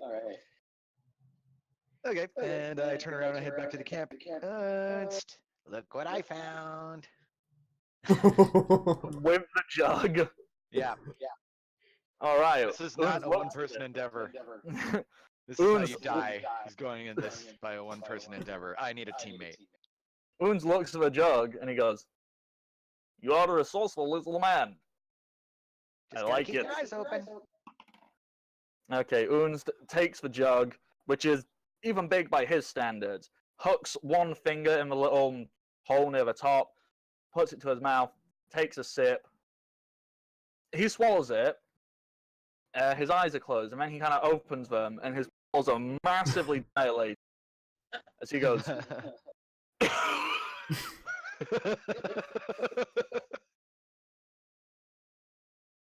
Good. "Shh, Oh, that you, good. there's too many of you. Which one is Oh. talking? Oh boy. So, And stop blurting." oh, okay. I'll try and cease my blurring. I'm upset I've already used my blur spell today, otherwise I would. I just start swaying softly back and forth to the left and the right and moving my hands in circles in front of me and just being like, "Don't worry, buddy. I got your back. I will Oh. stop blurring." You see Uns go. Ow, ow. I get behind He's, You gotta be the one to grab his hair. him. no, he's okay, little man. Unst has never, never thrown up the sweetest of alcohols. Oh. Never. Oh God. Well, there's a first time for everything. But I trust you, big guy. Unst, however, needs lie down and world stop rotating. I go and I pick up the container and I'm holding it out in front of me like it's like biohazardous material. I take it and I go and I put it back over by the trolls. And then I come back and I sit with Ernst and I babysit him. So you're not trying this. I'm not trying this. I have a flask still. Okay, so your flask is now full of, let's just call it troll juice. Yes, Yes. let's. Kid looks over at Okay. this and he just mutters the draconic word for sick. And feels the slight amount of power radiating off of it. So as he goes through to write a spell into, or write the new spell into his book tonight, he kind of thinks on that one for a little bit. Okay, so aside from Flick doing that, is there anything else the rest of you would like to do before getting some well-deserved sleep? Much snuggling. You getting some good snuggles? In the open with all of the troll corpses nearby. Move twice. Speaking of which, does Sif continue to eat the trolls? Because if that happens, that probably means that they're totally edible. Ew. If it grows back, we might be able to get a little bit of it, cook it a little bit. If it comes, well, actually, no, flames kill it. Because I'm about to say, we might have an everlasting gobstopper situation here, but And now I Okay, just yeah. have this terrible picture of a slave market full of meat trolls harvested by some evil empire. Oh, we'll take They all your just liquor cut off a now, troll's we'll come back finger in and 2 split hours. it. Yeah. which does No, it's bring just to a mind, I live would like troll. They keep in a cage, and you go up and you pay, and they carve it in front of you. Yeah, and then you just watch it grow back. See, it doesn't even hurt them. They're fine. I would like to disembowel one of the trolls though, and take its guts. You want troll guts? I would like troll guts. Add that to your inventory. I Okay. already have. So upon the smell of troll guts hitting us, I'm gonna take just a little sip of this shit. Make me a fortitude save, please. I've already committed myself to babysitting Ernst. I may as well feel a little bit of his pain. And fortitude. But you have Yeah, to my consider best proportions here. one. Oh dear. That's you have to a consider 4. proportions here. Flick, the alcohol doesn't even make it, like, it just touches your lips, and you immediately spit it out. You feel lightheaded, your eyes hurt, and you go, no, Ow. not for me. Ow. Ow. There's liquid coming out of every orifice. Like, That'd be the not worst. even a vomit. You didn't even get a chance to swallow it. You know, it touched your mouth. Like, All right. I don't know For how sale, much. not Like, consumption. Got it. Okay. Okay. Good. And I'm just gonna curl up next to Ernst. okay. The rest of you. Is there anything else that the rest of you like to do, or are you just going, all right, let's get some good sleeps? Well, I was gonna cover the entrance, but then Mr. Kid over here disemboweled a troll on the inside, so I decided against that. Yeah, nothing's coming out. So I just hide, I go into the farthest corner away from said troll and go to sleep. Probably a good call. Okay. Alright. You all have a rather delightful sleep, as best one can have in a dingy freezing cold cave, but you came well enough equipped. You wake up, you feel good. Kid goes ahead and prepares the featherball spells. Yep. It's like, all right, so first thing, I can only take 3 of us at a time this way, and I can only cast this. Oh, hold on, let me consult that really quickly. I can only cast it 3 times. So I can't get us all the way down the mountain, but I can get us down to the cave. Well, So we should be able to get out through there. I can spider climb 3 people, and it'll last like almost. Can you cast that more than once? Yeah, I can do 3 of them a day. Okay. Then how about we alternate? You go like this. If it's like a huge jump down area, I can feather fall us. If once we get closer to the bottom, we'll spider climb since the slope shouldn't be as bad. Oh, that worked. All right. Primrose has spider. Not spider. Feather fall. Oh, do you? Oh, that would be helpful too. That'll make it because you We could just like Halo jump this. Oh, well. Roll cool now. I, as a player, totally want to just like hurl myself off the cliff and cast Featherfall 10 feet from the ground. Do it. Just Do roll a it. 1. All right. Then in that case, let's go for it. Okay. Team up in partners. Everybody hold hands. I think you can all just hold hands. There's enough of you. So, Okay. so when we get ready to jump off, I am going to take a running leap. All right. We all running leap with you, I suppose. Before You are being held in our hands at the moment. I don't think your feet are touching the ground. I've gathered up the. I'm part of it of the assuming treasure. you bag up all the various things you found. You left That's the plan. various carcasses up the mountain. Are we you really leaving them? continuing our The one carcass. carcass bagging? The one carcass we left on this particular mountain was the weird lobster heat thing, right? But we took its skin, right? It didn't have skin. It had keg. Yeah. We took what we could of that, I believe. A little bit. Did someone? We're leaving that. What about the 2 rock? I have crabs? those on me. Oh, you've been carrying them the entire way up the mountain. The rock-hide, yeah, I've had that the entire time. Yep, that's absolutely fine. Cool. Yep, just double checking because. This has been one hearty hike up the mountain. Oh yeah. Alrighty then. So, you guys get yourself all ready. Get yourself to the edge of the cliff, and I'm assuming you jump off. Let's see. Are we jumping off? Wow. Yes. So no one else is even moving. Out of curiosity, did you decide to tie yourselves all together with the rope again? Nope, we're using our hands. Yeah, so I'm basically Okay, so- dragging Flick behind me. So, Keldor, you decide to run, leap, and you look like you leap a good, 40 feet away from the mountain. So, as you go, there's a chain of people that stretch from you back to the mountainside, and the person at the end, I don't know, for comedy's sake, let's say it's Meat Sprinkle. It's just kind of still on mountain, and then he sees everyone else go, and he just goes, ah! And gets yanked off. Hello, you didn't say you could fly. So those little paper chains you cut out when you're a little kid in school? It's like one of them. So it goes.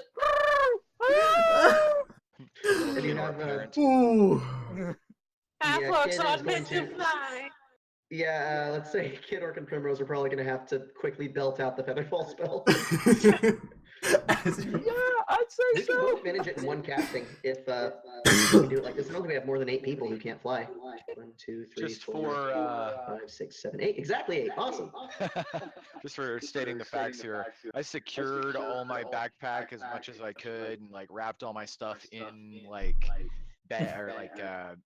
blankets and stuff inside my backpack before doing this. Oh yeah, you've got like everything tied down, strapped Yeah. to yourself. Yeah. I have the giant bag of gold from the top of the mountain and the gold from the from the caves, so I have like just like these 2 huge bags of gold while I'm doing this. So essentially, what Primrose is saying is, "God damn it, Keldor, I thought you learned." As we fall.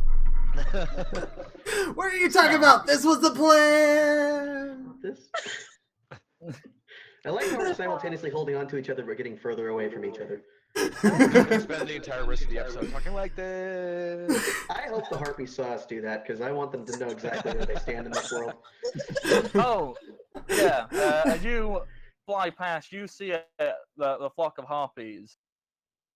Not near you, because otherwise they'd start chasing and attacking you. But they just see like a hyena and then a bunch of other things. You go, okay, ah! Epic Just like- playing in the background, like just amazing music. Just go.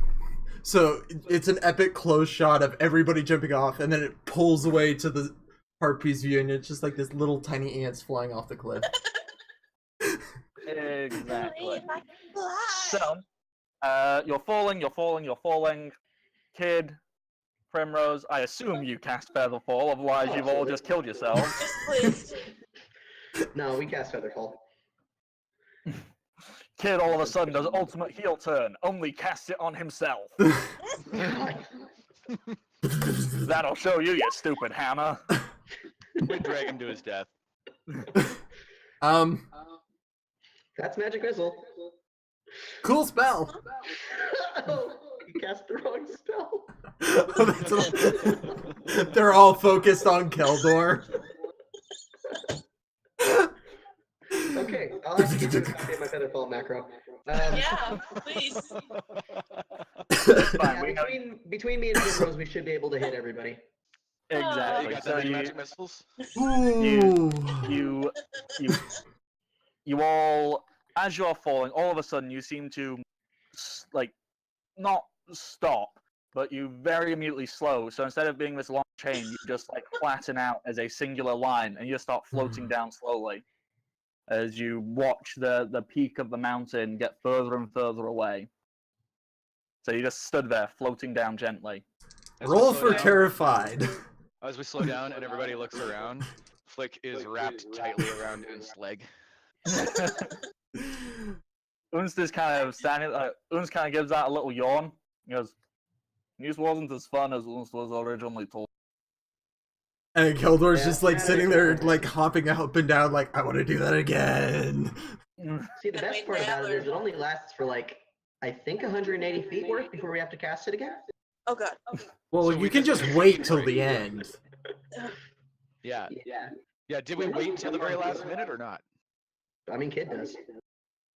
Yeah, if you waited, I'm assuming you waited to the very, very last moment, and you go past the tunnel you saw which went into the mines, and you keep falling further and further past, and then and you just float down to the ground. You go, huh? And you're at the entryway to the dwarven mines. Well, that was convenient. Well, Yeah, yeah, now so- we gotta walk. Oh yeah, you've got to walk back to town. And Yeah, we I gotta am take not a dragging the step ochre carcass.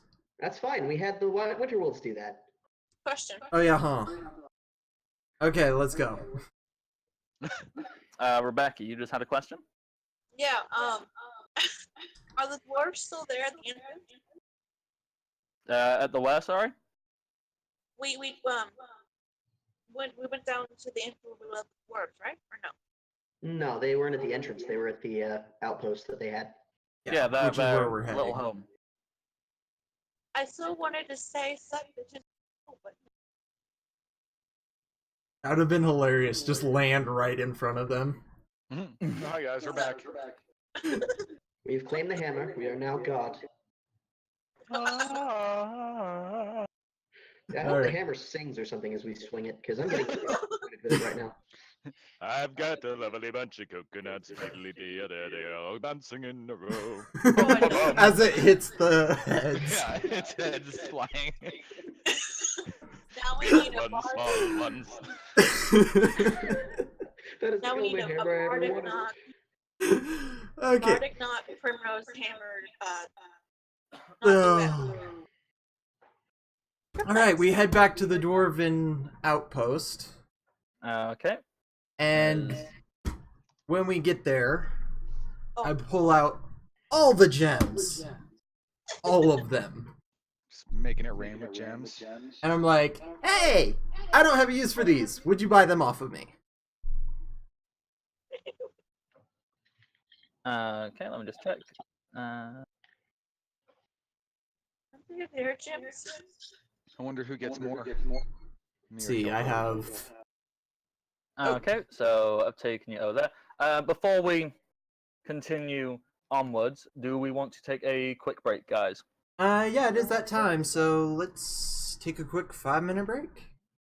Sounds fantastic. So we will see you all in a few minutes. Woo! Transition. Da, da, da, da, da, da, da, da, da, da, da.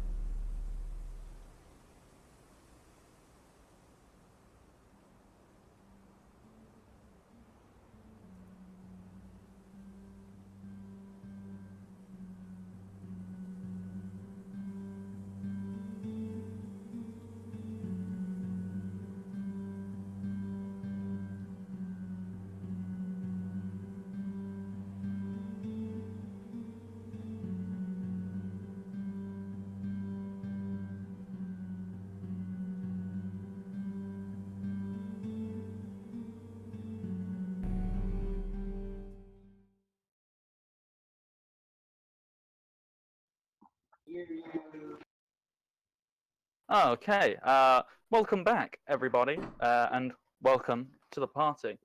Speaking of welcome to the party, did you know there are some great ways you can help contribute to this very lovely and amazing channel and site?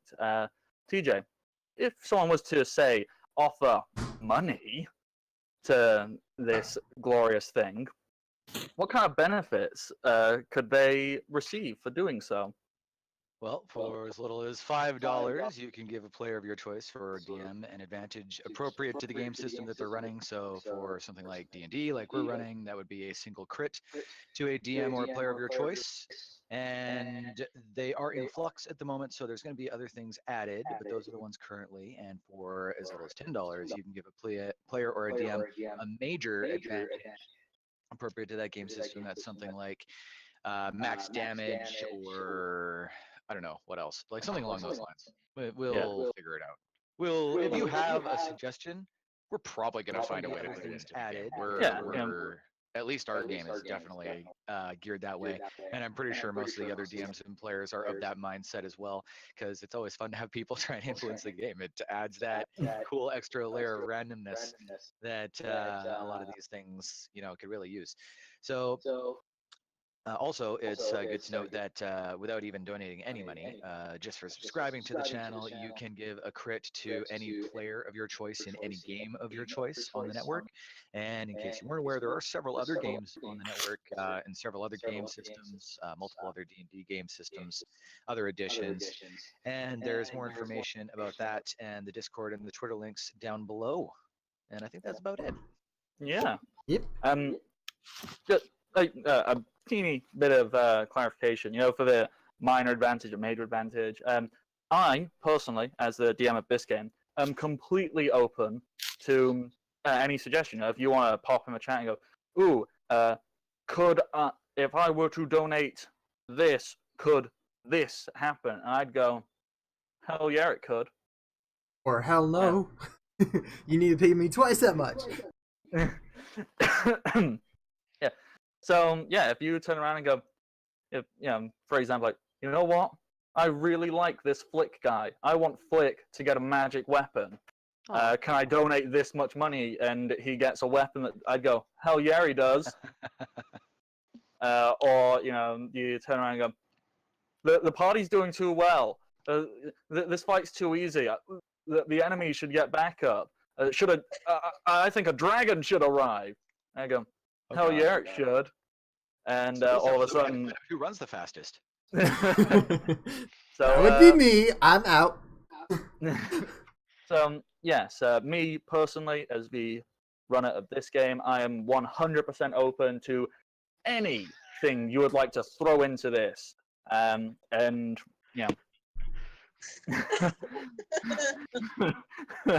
sorry, you guys can't see the Discord chat, but Rebecca has just put the best thing. If you really want to screw this party over, just put walls. Say walls, and they're gonna lose every fight. Yeah. Put a slope. So- If we have pay people more money determined- to walk up a slope. That's how we fail. We're the people who give justification to that union. Okay, so Yeah. jumping back in, you have arrived at the hut of Todrick, Roderick, Broderick, and Jim. Where's Jim? I want to speak to Jim. No. Let's say Jim is this one, and let's tint him so you can recognize which is Jim. Oh yes. Because he's What color is definitely Jim? different. He's green. What color? Let's be honest. He's green. All right, there you go. You can now determine which is Jim. I So- already told you, the one with the crossed eyes. We covered this. All right. All right. So I'm gonna walk up to them, pull all the jewels out, and be like, "How much you gonna give me for?" Do you have the jewels you found in the other place and their value written down? I do. Okay. So he's gonna look at Is this including all the new ones you found as well? Yes, that I have no idea how much they're worth. Yeah. Okay. So he takes a look. What's the collected value of the ones you have already got written down? 1 second. Quick maths.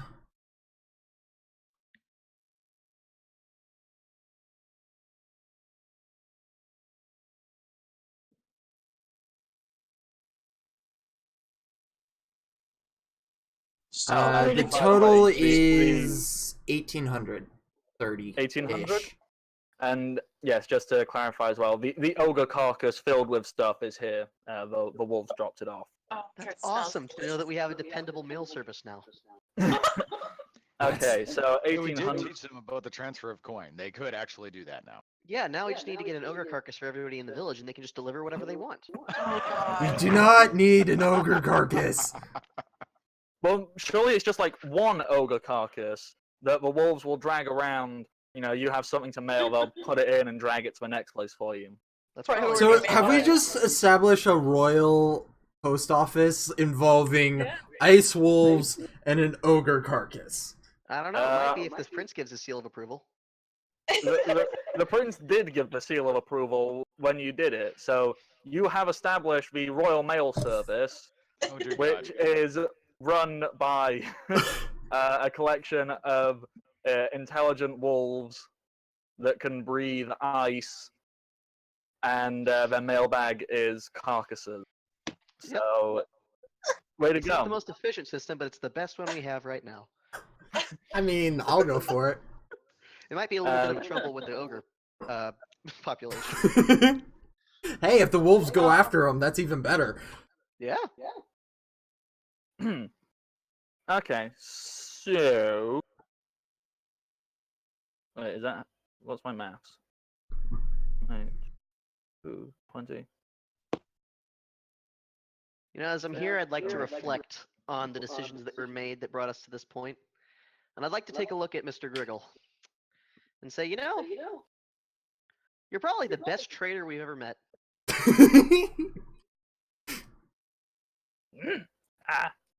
Thanks. I'm sure. It's probably a very good title. In fact, I'm fairly certain in my culture, which apparently I'm just establishing right now, that would be something of the highest honor. Master Traitor. You know, we'll put that on your resume whenever we go get you a job. What's a resume? That's fate. And kid's gonna go about explaining commerce again. And so Griggle and him are just like, okay. Perhaps we need to make you a mercenary, just like me. You are brutal.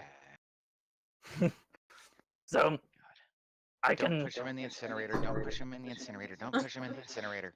So Please you're don't. telling me I can charge people for me to go and do things like murder? Yeah. So, if I were to, say, kill one of the dwarves, Okay. you'd pay me? Only if the person tells you to. That's the Ahead of thing you have time. to remember. Ah, that makes more sense, because otherwise I wasn't sure who I... No, you I may have just- gotten the wrong idea from us killing all the goblins and taking the money that they had, but that's just like a rare side effect. Most of the time, you depend on the other people to give you that money. So I only kill special people who I'm told to. Exactly. You don't ever Got ask it. questions. Can I ask to kill people? You can certainly try. Good. That entrepreneurial spirit that you have. Although I will say, if you are going to be a mercenary, we need a particularly good mercenary name for you. I mean, Meet how would one go? How would one go about promoting this murder business? Do I just walk around with like a loud sound making thing, walking through? Well, you I guys thought- live in tunnels. What do you have instead of tunnels? I think you need cards. Business Houses cards. or taverns. They're kind of like tunnels made of wood. So what? Would I just walk through the tunnels and go, "Murder for sale, murder"? No, you gotta be more subtle about it. You gotta make it seem like you're unapproachable, which makes people want to approach you more. I found the best way that you can do it is to just stand decked out in full armor with a wicked looking weapon, just sitting at a bar, and then you wait. That's how it worked for us. Well, it helped that the whole city kind of burst into flames around us. But yeah, that is how it worked. But I do have an idea of what your name could be for My your name is Meat mercenaries hire. Sprinkles. I know, but we can do better. Meat Sprinkles is an awesome name. It strikes fear into the hearts of many people. Goblins. Yes. Definitely But got we need something that not only sparks fear, but also inspires courage. Mm. Why don't we call you the Dark Pony? I like it. Awesome. Ponies are terrifying creatures. Yes, they are. Have you ever bit one? Oh wait, no. I've been the only one who's ever bitten a pony. I've bitten a pony. It kicked me. Yes. We're geeking out about mercenary stuff over here. Meanwhile, Mercenary stuff. how much gold have they given me for the gems while they're talking Yeah. mercenary Are stuff? you talking to the collection of dwarves, or are you specifically targeting? I'm talking to the group and watching Jim to see if he gives anything away. Okay, so the dwarves kind of look at this pile and go, who speaks Dwarven, by the way? I think that was me. The, And I am also coming over and attempting to actually take Jim away from this conversation and offer him something while the rest of them are distracted. I like how you only like Jim. he's the only one who has a special name. But the foursome of dwarves, they're speaking Dwarven, and Roderick, Broderick, and Todrick, you hear them talking of, "Why, that's a lot of the jewels. Probably market value of about 2,300. Come on, Hyena Man, he doesn't know that. I mean, he did save the mine, but that's also a lot of money. I suppose." And Jim kind of looks at them and goes, "I like shinies." Okay. I stay in Gnomish. Anyone speak this? They all kind of look at you, and they collectively, except Jim, give like a snort of disapproval. And Jim goes in Gnomish, "Me." Oh. Do your brothers speak it, Jim? They don't seem to be saying anything.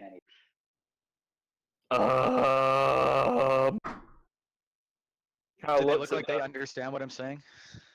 They look at him, and they shake their heads and goes, and he continues to speak in Gnomish. "No, and neither do I." Oh. Okay. I look at Keldor and I say in They're ripping you off, dude. I just say it in common. and then I go back to talking to Jim and I kind of like put my shoulder on or my hand on his shoulder and I try and like lead him like a step or two away. Yeah, And- Jim will follow you. Yeah.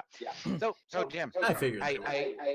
I understand that you have kind of a hard time with your brothers, right? That's what it seems like. That's the vibe I'm getting here. No, I love my brothers. Yeah, but doesn't like you always want to impress them, right? Like, wouldn't it be cool if for once you found a great deal and you were able to bring it to them? Wouldn't that feel cool? That would be pretty cool. Oh, Okay, dear. so I thought of you specifically, Jim, when I found this up on the mountain, and I think it is the perfect opportunity for you to impress your brothers. Okay?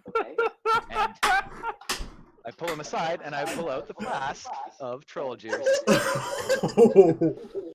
You give Jim, like, what are you doing with this? Because he kind of pull it looks. out and I say, I found this on the mountain, and it can be yours for an awesome price, Jim. This is your chance to get the good deal and to impress your brothers.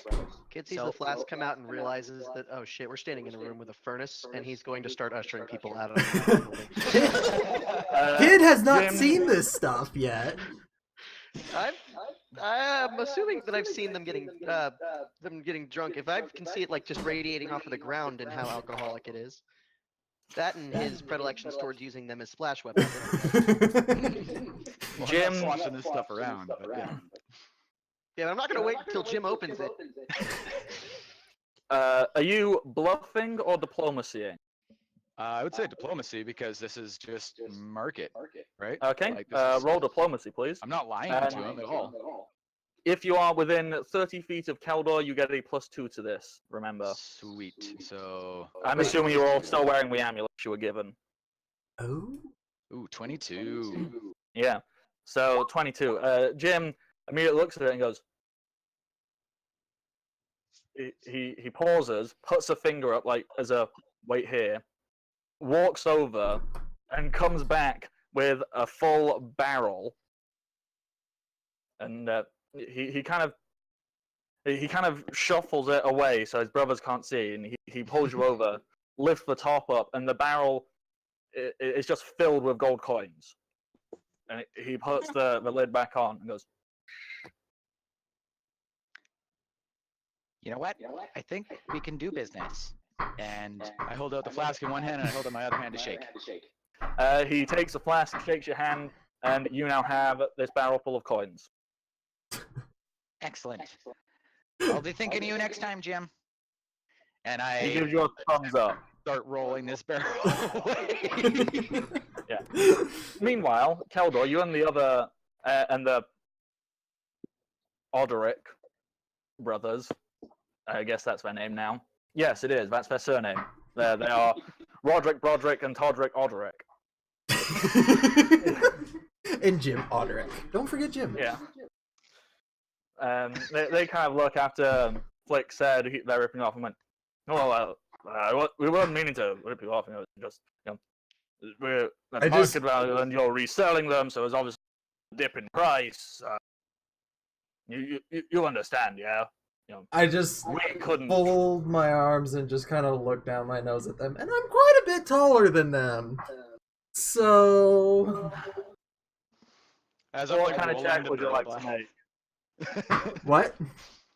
Would you like to make a check to sway them? Alrighty. As I'm rolling the barrel by while you're negotiating, I just like over my shoulder. They said they're worth 2,300. Just keep going. It's like stirring the pot as I go by. Okay. Would I roll diplomacy? If you want to be diplomatic about it, yes. Ugh. That's Okay, a 9. bad roll. Have you put the +2 on that? I did not. Okay, so 11. Is that a +2? It's not a +2 to my charisma, but a +2 to any. To diplomacy specifically. Okay. And they kind of look and they kind of go. I did not. Okay. You just want pure base market value gold bullion, yes? Sure, we'll go with that. Okay.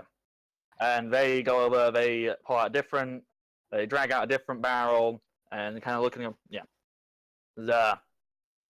Well, we rounded it up for you. There's 2,300 in there. Alrighty, I now have a barrel of 2,300 gold. Yep. Oh boy, I am extremely rich. Like, extremely rich. We all came back extremely rich after this venture. Holy. Yep. And is there anything else you'd like to do here? Is there any armor or anything else up on the wall? Like, is there anything that they've made that looks interesting? These dwarves aren't super into smithing. These are miners. And jewel smiths, probably. Okay. Yeah, like they might make really fancy-looking jewelry, but they themselves are not the enchanters. So Okay. if you wanted to purchase like some masterwork jewelry, either a pendant or a ring, or To be enchanted later. a brooch. Like, you could get it and it'd be masterwork, so then you could go and enchant it with something later of your choice. I'm gonna hold off on that. So, actually, I'm like, no, yeah, I'm gonna just start putting ropes around the barrel of gold and adding it to the other 2 pouches that I have hanging across of just gold. Okay. If there's nothing else you would like to do here, do you want to head on back to the village? Sure. Yes. I suppose, yeah. Yep. I made my steal. Hey, Blake. Alrighty. Yeah. So, What was that other language you were speaking? Which one? I went through a couple. The one that sounds like it is the one that was close. I understand that one of that was Dwarven. I don't speak it, but I know what it sounds like. But Oh, the yeah. other one It was was Dwarven and different. Gnomish, I think. The other one was Gnomish? Yeah. Huh. Sounds like a pretty powerful language. I can teach it to you sometime if you want. I don't need to learn it, but I would like to think about it because I'm looking at this. All right. Well, if I'm you ever kind of need in me the to mood translate, to name I'm here. stuff. Yeah, I'm looking because I'm kind of in the mood to name things right now. Okay. I don't know. I got to think on this a little bit. Can you tell me what the words for? Oh God, I have to put it into. I have to figure out exactly what I'm thinking of.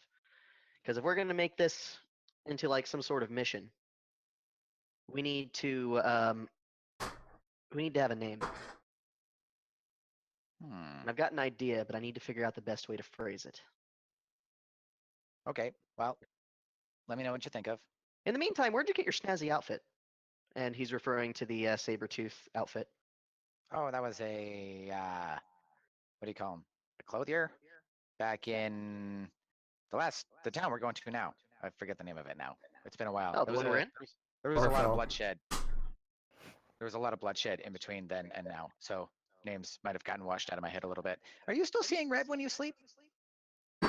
Oh, you get No, used just to me? that. Oh, okay. Oh, all right. Yeah. I can tell you where he is. He's pretty good, as you can see. He did really good work. Yes, I say taking the troll guts out of my backpack. Can you tell me exactly where he is? Yeah, he might be exactly the kind of guy you want to see with whatever that is. And I'll lead him there. What didn't we name that guy Jim too, or something? Probably. Jim is my go-to random Yeah, name. we do name a lot of people Jim. Jimmy No Hands would would like to attest to this case. It's just my go-to name when I can't think of one, so I just go Jim. Surprised you haven't Although he given was it to Big Kevin's. Jim, specifically. It was So Big Jim, yeah. there's Big Jim and Jim Oderick. So they're totally separate characters, They are. unrelated. So I can tell you why there's so many Jims in this world. One of the ancient heroes' name was Jim. Everybody named their kids after him. Yeah. Well, I like to believe he was called Slim Jim, and he got that name. He was renowned for snapping things. Okay. Are we sure we want to go this route? Yeah, like Yeah, we and are. We're going. It kind of Okay, became a okay. phrase, snap into a Slim Jim, like because it's like you just snap in. Okay. Yeah, and now 50% of the world is named Jim. Little known fact of the Yep. Kingdom of Fife. If we're going there, I'm going to look over my shoulder and say, "Hey, Keldor, could you possibly show Griggle a little bit of the town? I'm sure they'll like him just as much as they liked all your Knoll friends." Sure. I'm gonna get hit again for bringing another one. That's fine. This one's earned his keep. It's true. The last ones just didn't eat us after we slaughtered their leader. That's all you can ask for sometimes. True. Okay, so this conversation you've been having on your walk back to town. If anyone else wants to have conversations during this walk, or you can just arrive back in the village of Scarfell. No, I think we're good. Alrighty.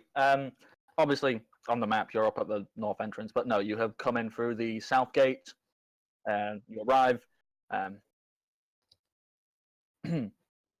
About what time is it? Well, it was first thing in the morning when you leapt off, and it was about an hour's, maybe 2 hours walk to the the mining shack, and then about another hour's walk. So it's maybe about noonish. Alrighty, I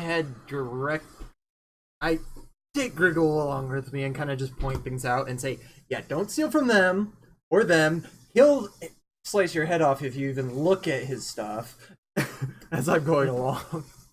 I'm following along this conversation, taking notes. I'm like, that one has magic wards around it. Be careful with that one. Okay. And I What about walk that to the one? blacksmith. Oh, that one? Oh, it's just an old lady. She has like nothing. Okay. Like marks it, rob old lady. No, she has nothing. Be nice. Anyways, I head to the blacksmith. Okay, you head straight to the blacksmith. You know, it's Remember a that. dwarven fellow. Did we give him a name? I don't remember. Yeah. Give me Jim now, yeah. I can probably check. My go-to dwarven name is always Keith. Boris Ironjaw. That's it, Okay. Boris. So you walk in. You have blood all over your armor and yourself, and all Oh kinds no, of I would have pieces. washed it in the morning and made sure that there's nothing. Maybe a couple stains in the cloth, but the armor's Well, yeah, spotless. there'll be stains and scratches and things like that. And then I walk in, and I walk right up to this really, really nice breastplate piece that I've been like eyeing up for like years now. And I throw like a pouch of gold on the counter and pick it up. Boris kind of looks at you and goes,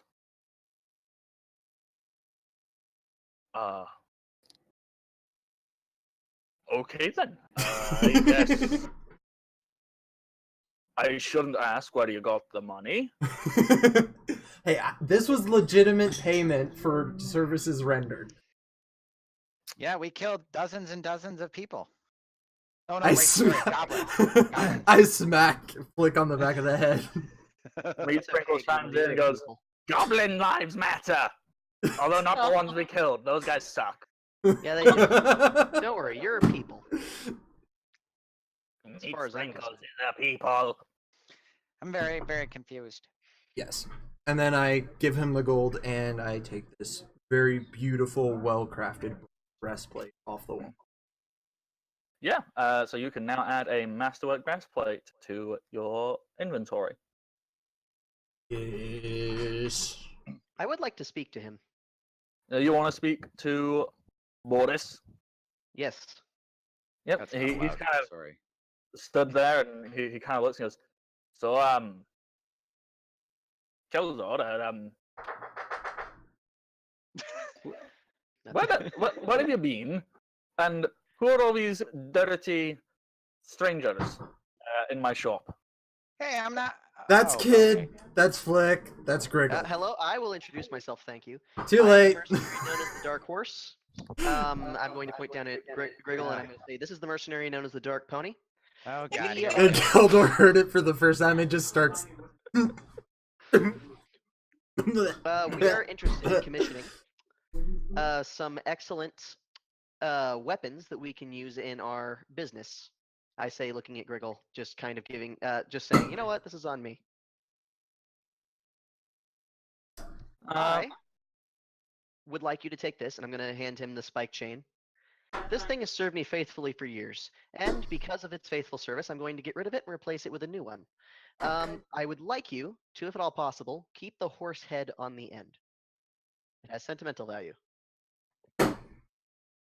I can do that. So, what is it you want doing? You want it enchanting? You want it? You offer enchantment. Aye. How much money do we have? I say, looking at the group, because I know I I probably pull don't out a have- giant chunk, like probably 500, 600 gold, and just drop it in his hand. And then I'm like, wait. I just take off the entire like sleeve that has like all the gold and silver from the top of the mountain that I haven't counted, Yeah, we got and I enough. drop it into the kid's hands. Yeah, we And do it have, weighs like, about several like thousand 50 gold, right? pounds. Enchant it.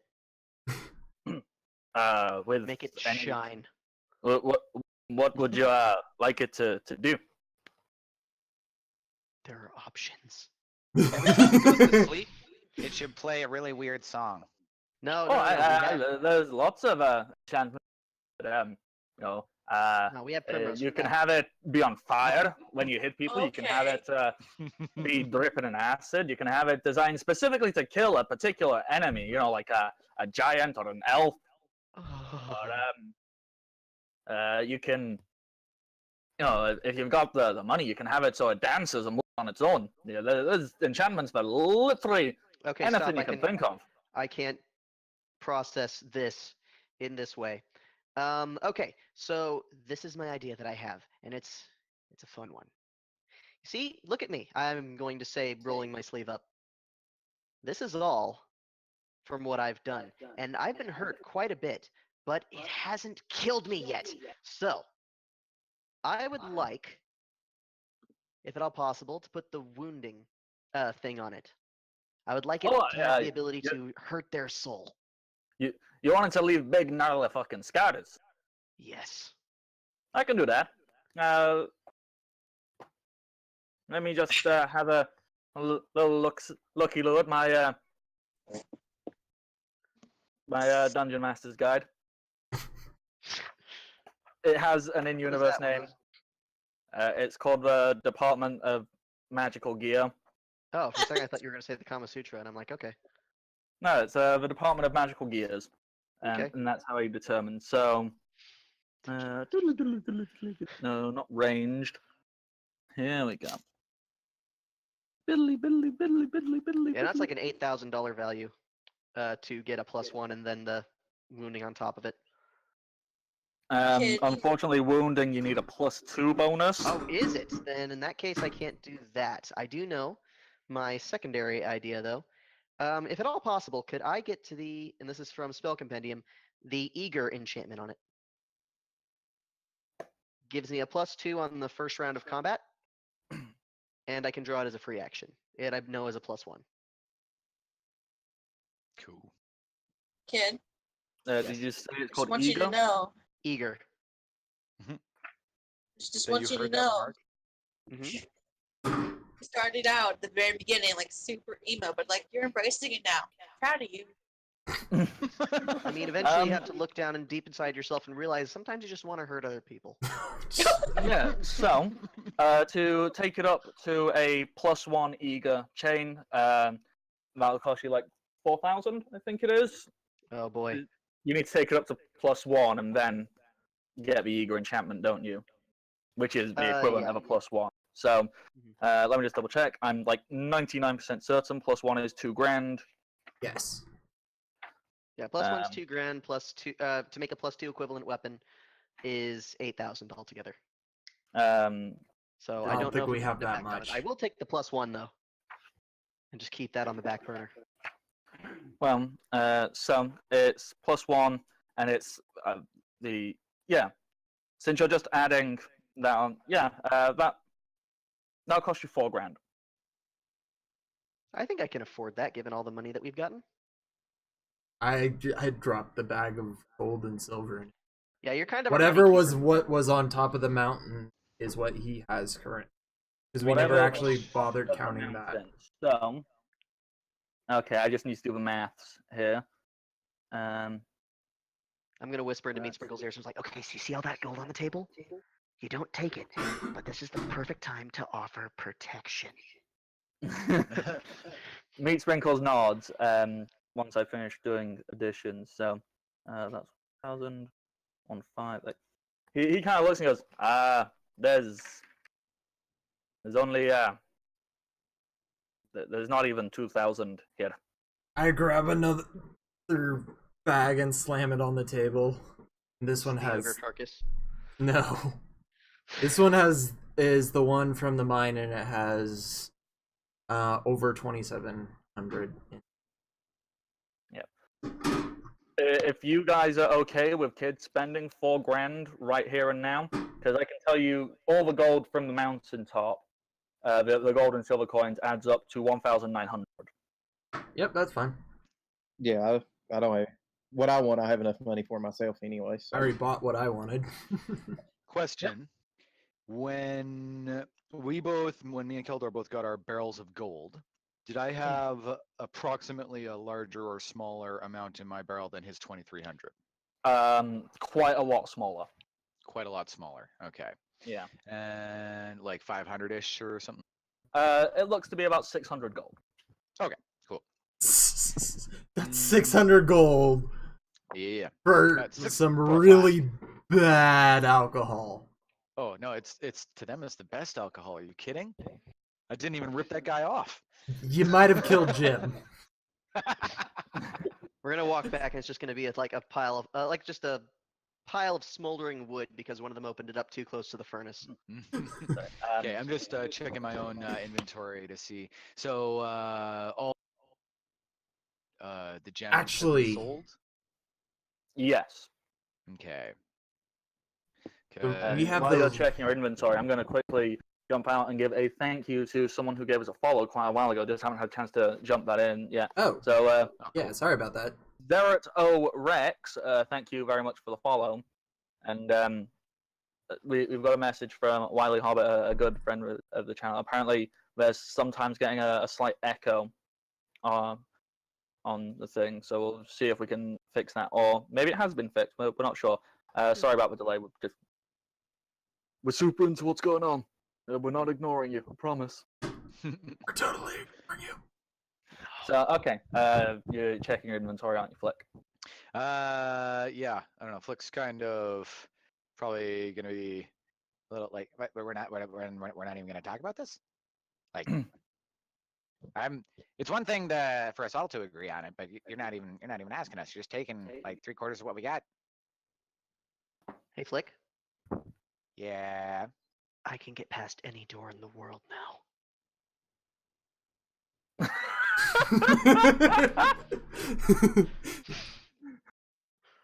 It's not so much what you said. It's how you said it that I liked. All right, go for it.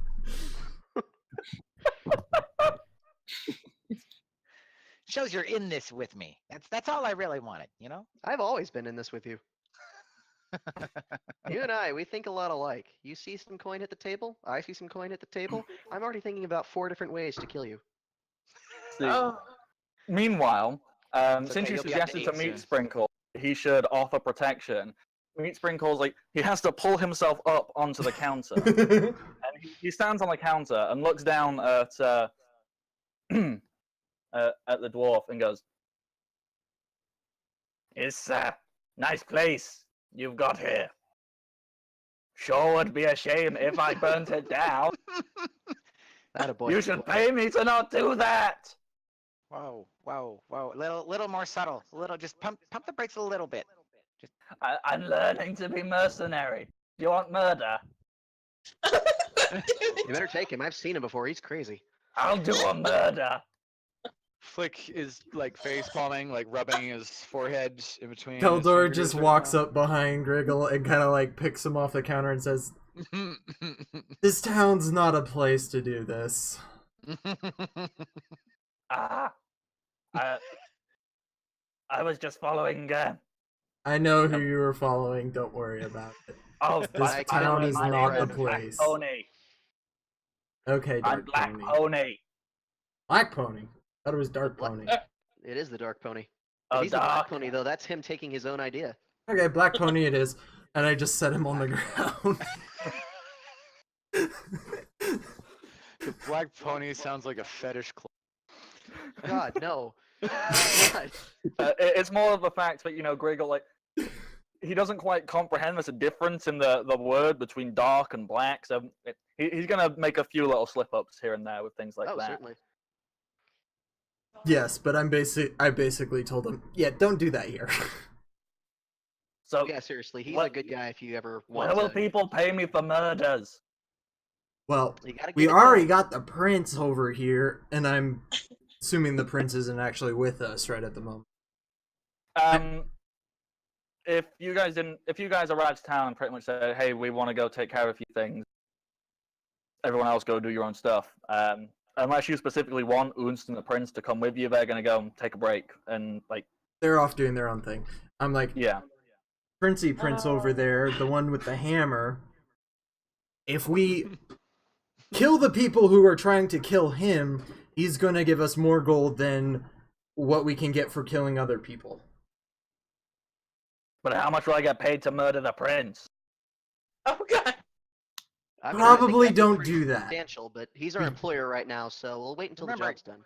You gotta find a buyer. Yes. So the prince is paying me to murder.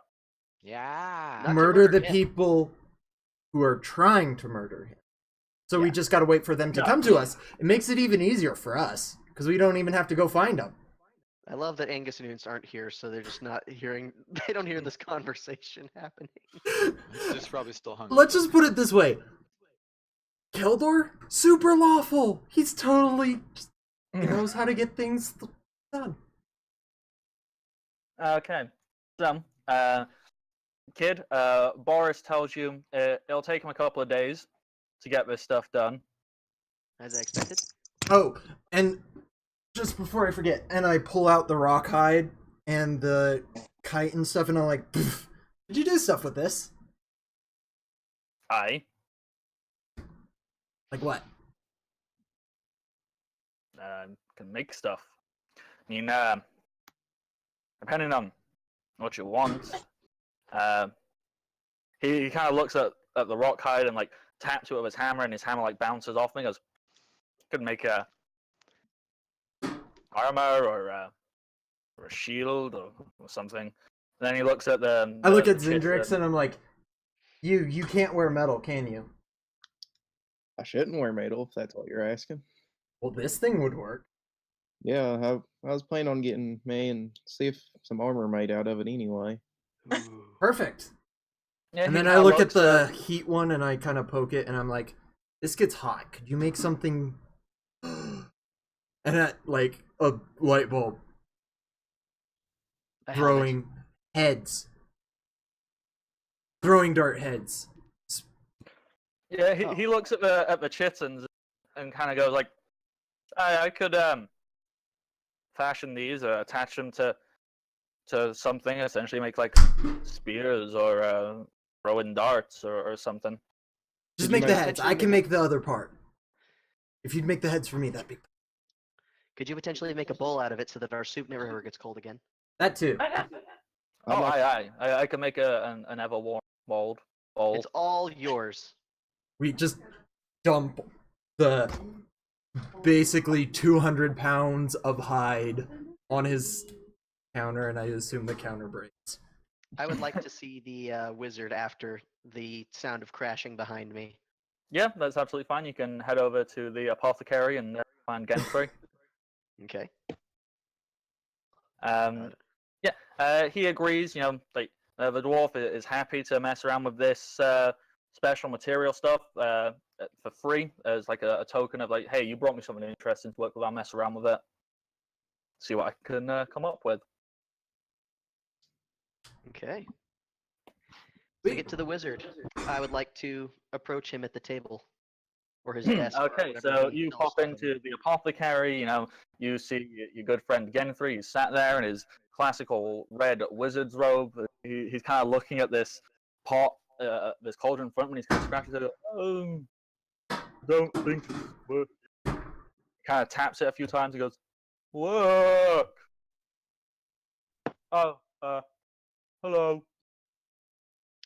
do. Oh, you're So back. You're does not he have dead. like a counter? Yeah. Okay. I would like to reach into my bag and take out the innards and place them on the counter. What can you do with this?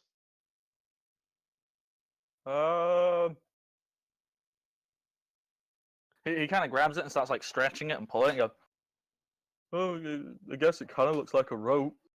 Could probably do something like that. Could we? Yeah, I guess. I mean, Okay. yeah, sure. All right. So I think. I'm glad you're not dead, by the way. Oh yeah, I'm glad I'm not dead too. Um, I also had an interesting proposition for you, other than, of course, messing around with the innards of a troll. No, I'm Oh. happily married. No. Well, I'm not happily married. She's actually a bit of a bitch. Oh man, this guy. Um, I would Well, like. that and she left town a while ago, so I think that's Well, like a divorce. I'm not entirely certain how that works in man, it this certainly sounds like current political something. climate. Well, do you know what might uplift your spirits a little bit? What? Why don't we trade spells? Yeah, I guess. Sure. You got a book, I got a book. I'll let you look out of mine, and as long as you let me look out of yours. So I'll show you mine if you. Yeah, that's just the best way. It's just two guys in a room with their books, With their thick, and we're gonna make some magic leathery happen. tomes that they get out and have a quick grasp of each other's bit of give and take. Everyone comes away happy. Yeah, yeah, that's all we gotta do. Sounds long like as a you don't fun exchange Friday night rods. to me. See, I've got some words that I want to let you know about before we get started, though. Gotta be No careful means Are about they these no. words, safe though. words? They're perhaps the opposite of that. Ah, nice. See, here's what we're gonna do. I would like to take the opportunity, if he's willing to allow this to copy. Does he? What spells does he have in his book? I don't have his character sheet on me right this I can second. fix that. I will. I'm willing to wait. So yeah, it's on a device. It's on my phone, which is Mhm. semi-broken at the moment. So I see. I'll get you that stuff Nice.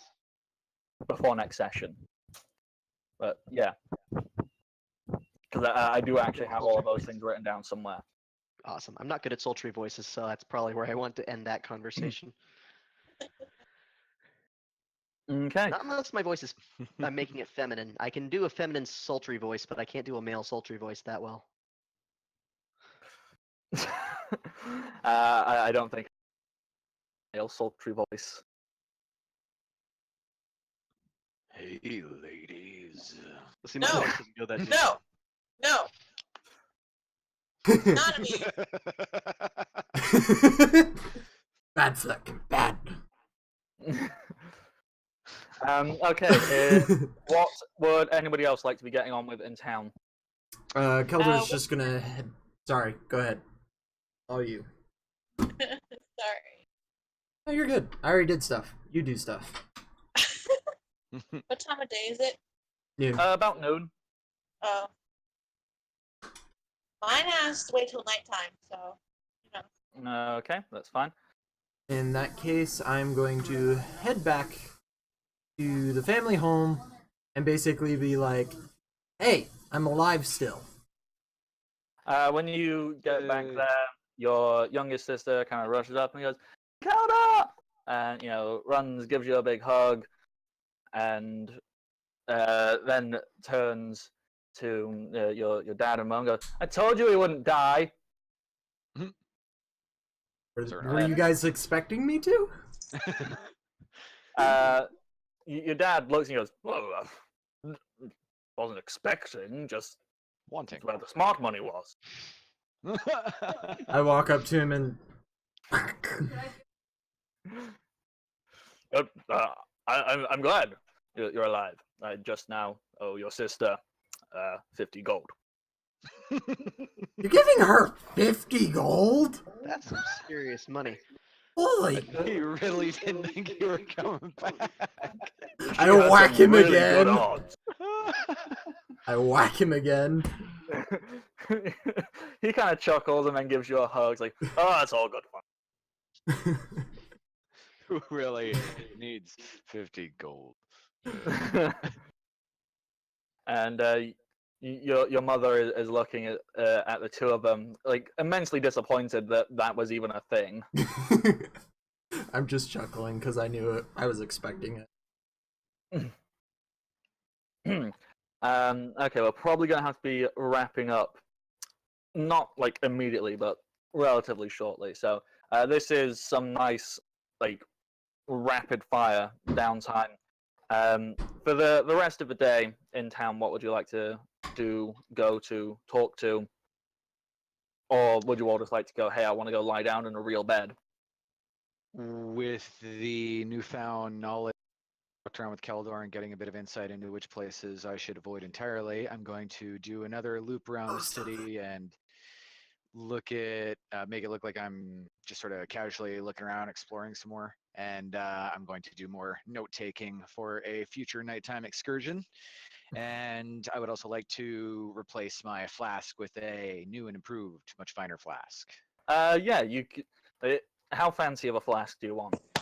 Platinum.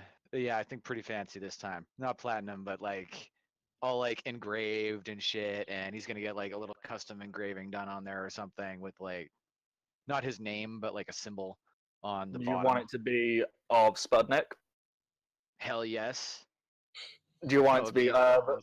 Spudnik wrapped around an arm, breathing fire? That would be perfect. Yeah, for that, to get that made, you can probably get that done for like, let's go 10 gold. Sweet. I'll pay him 15 to make sure they do an awesome job. Oh hell yeah, they do a top-notch job. First of all, his flask is bigger than your last one, so it holds twice as much alcohol, Yes. and it's this really nice silvered like metal, but it kind of looks like it's got this sheen to it. So if you like bash it against the wall, you notice it doesn't scuff, it doesn't get damaged. Like whatever metal they've used for this, it's very, very well enhanced. It's designed to always look that pristine and shiny. Awesome. And on the front of Yay it, for more throwing it as a firebomb. Coming back. was there any words you wanted engraved on it? Like, was there like a motto of your former family or anything? Would be a nice touch. Not that I can think of now, but I'll think of one for next session. Yeah, so you can, if you want some words, it'll do that. And on the front, there's going to be like a small man holding his hand out with a small dragon breathing fire. Sweet. And so the legend grows. Okay, so that's that. Kid, you're going and doing that. Zindrix, is there anything you would like to quickly do? She would have done that stuff at the blacksmith. Got him to make avalanche armor for herself and Sif and the cotton. She just wants some arrows made out of it. Arrows and spearheads. Yeah, I put that all in the Discord. Yeah, just nothing I can think of. If I do it, it'd be something real quick next session. But yeah, okay, cool. Type it in the Discord and tell you what she wants done. Just say, hey, it happened. But nothing I can think of. All right, yep, that's absolutely fine. And finally, on this quickfire round of things you would like to immediately do once getting into town, Primrose, what would you like to have immediately done when you get into town?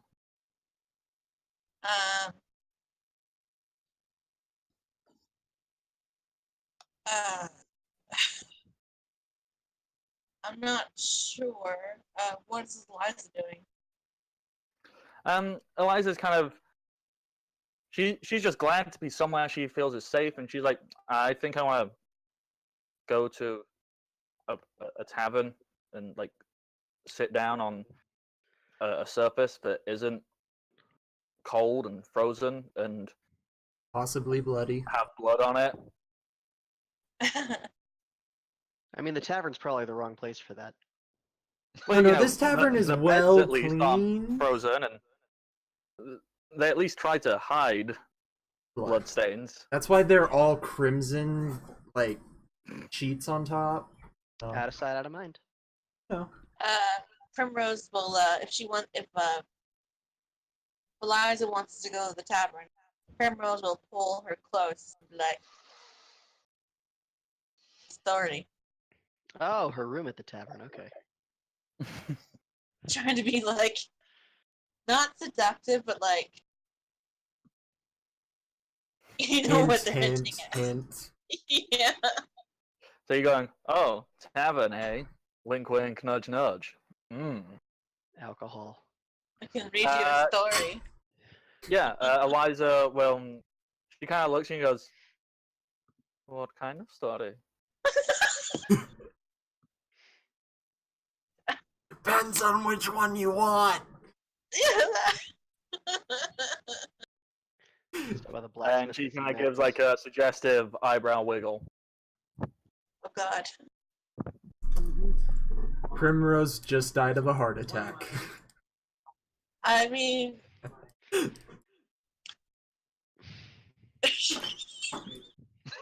was about to ask to roll for that, but no, that's too soon. Roll for heart attack.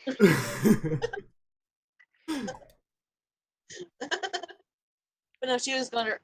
Primrose was going to read Eliza her book, Patchy book. But that we don't have time for that now. No, we don't, but it's a We can great do place to start next week. week. And speaking of that, thank you everybody for joining us here tonight at Welcome to the Party. We hope you liked it. If you didn't, you're wrong. And And your fun is wrong. Matt. and you should also ignore what I say because you might have hurt my feelings by not liking me Aw. because my ego is that fragile. Other than that, we hope everybody enjoyed it. You should totally show up more often to not just this game, but all the games on Welcome Party RPG. In fact, there's another game. At least I think it's happening this week. It might not be. I'm not super. They have been talking about it in Discord. I've been keeping an eye on it. There is going to be one. It's going to be different than normal. So we'll see what happens. Yeah, exactly. So stick around for some fun Magic the Gathering-ish, maybe inspired Dungeons and Dragons. Also, I'm going to shamelessly haul myself out on social media. My handle on Twitter is the Bardic Knock. Me there. You can find me on YouTube. My YouTube isn't big enough to have a special YouTube channel name, like special web link yet. So you just got to search Bardic Knock and look for ones with pictures of. That's pretty much all I can say. You should also follow our delightful Archer on DeviantArt because he's working on all kinds of cool, groovy artwork stuff. If you liked the artwork of Kid the Dark Horse, you can go and find his stuff on Tumblr. Cody, can you remind me what that is? Because I'm really bad at web address Yeah. names. That is Thomas Sayson at tumblr.com. He's an awesome person. Does his commissions extraordinarily fast and for a very nice price. Oh, righty. I think that's all the social media whoring we need to whore out. So, Don't forget, are we raiding Castle Mac today? yes.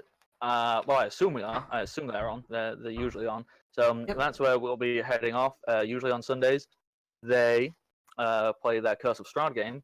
We do have a thing in the chat that says there might be a game at 8:30. Shogun is working on a one-shot. Shogun's an awesome person in our Discord. So I'm not entirely sure exactly how 8:30 works. I imagine that's going with welcome parties, normal things, since they work on Eastern time, it looks like. So a little bit of time off, but there We'll will be be back. another game tonight. Okay, I'm trying to remember how this bleeding raid stuff works. So I just type in /raid, then Castle Mac. Believe so. Yep, and we'll go ahead and we can sign off here in a minute. I think that's right. If it's not, someone will let me know because I'm bad at the internet. Other than that, we hope you all enjoyed it. Thank you for joining us at the party. And until we meet again some sunny day, have fun there, everybody, and happy adventuring. Thank you, Throck, for getting me because I'm bad at interneting. So, heading over to Castle Mac. See y'all. Bye.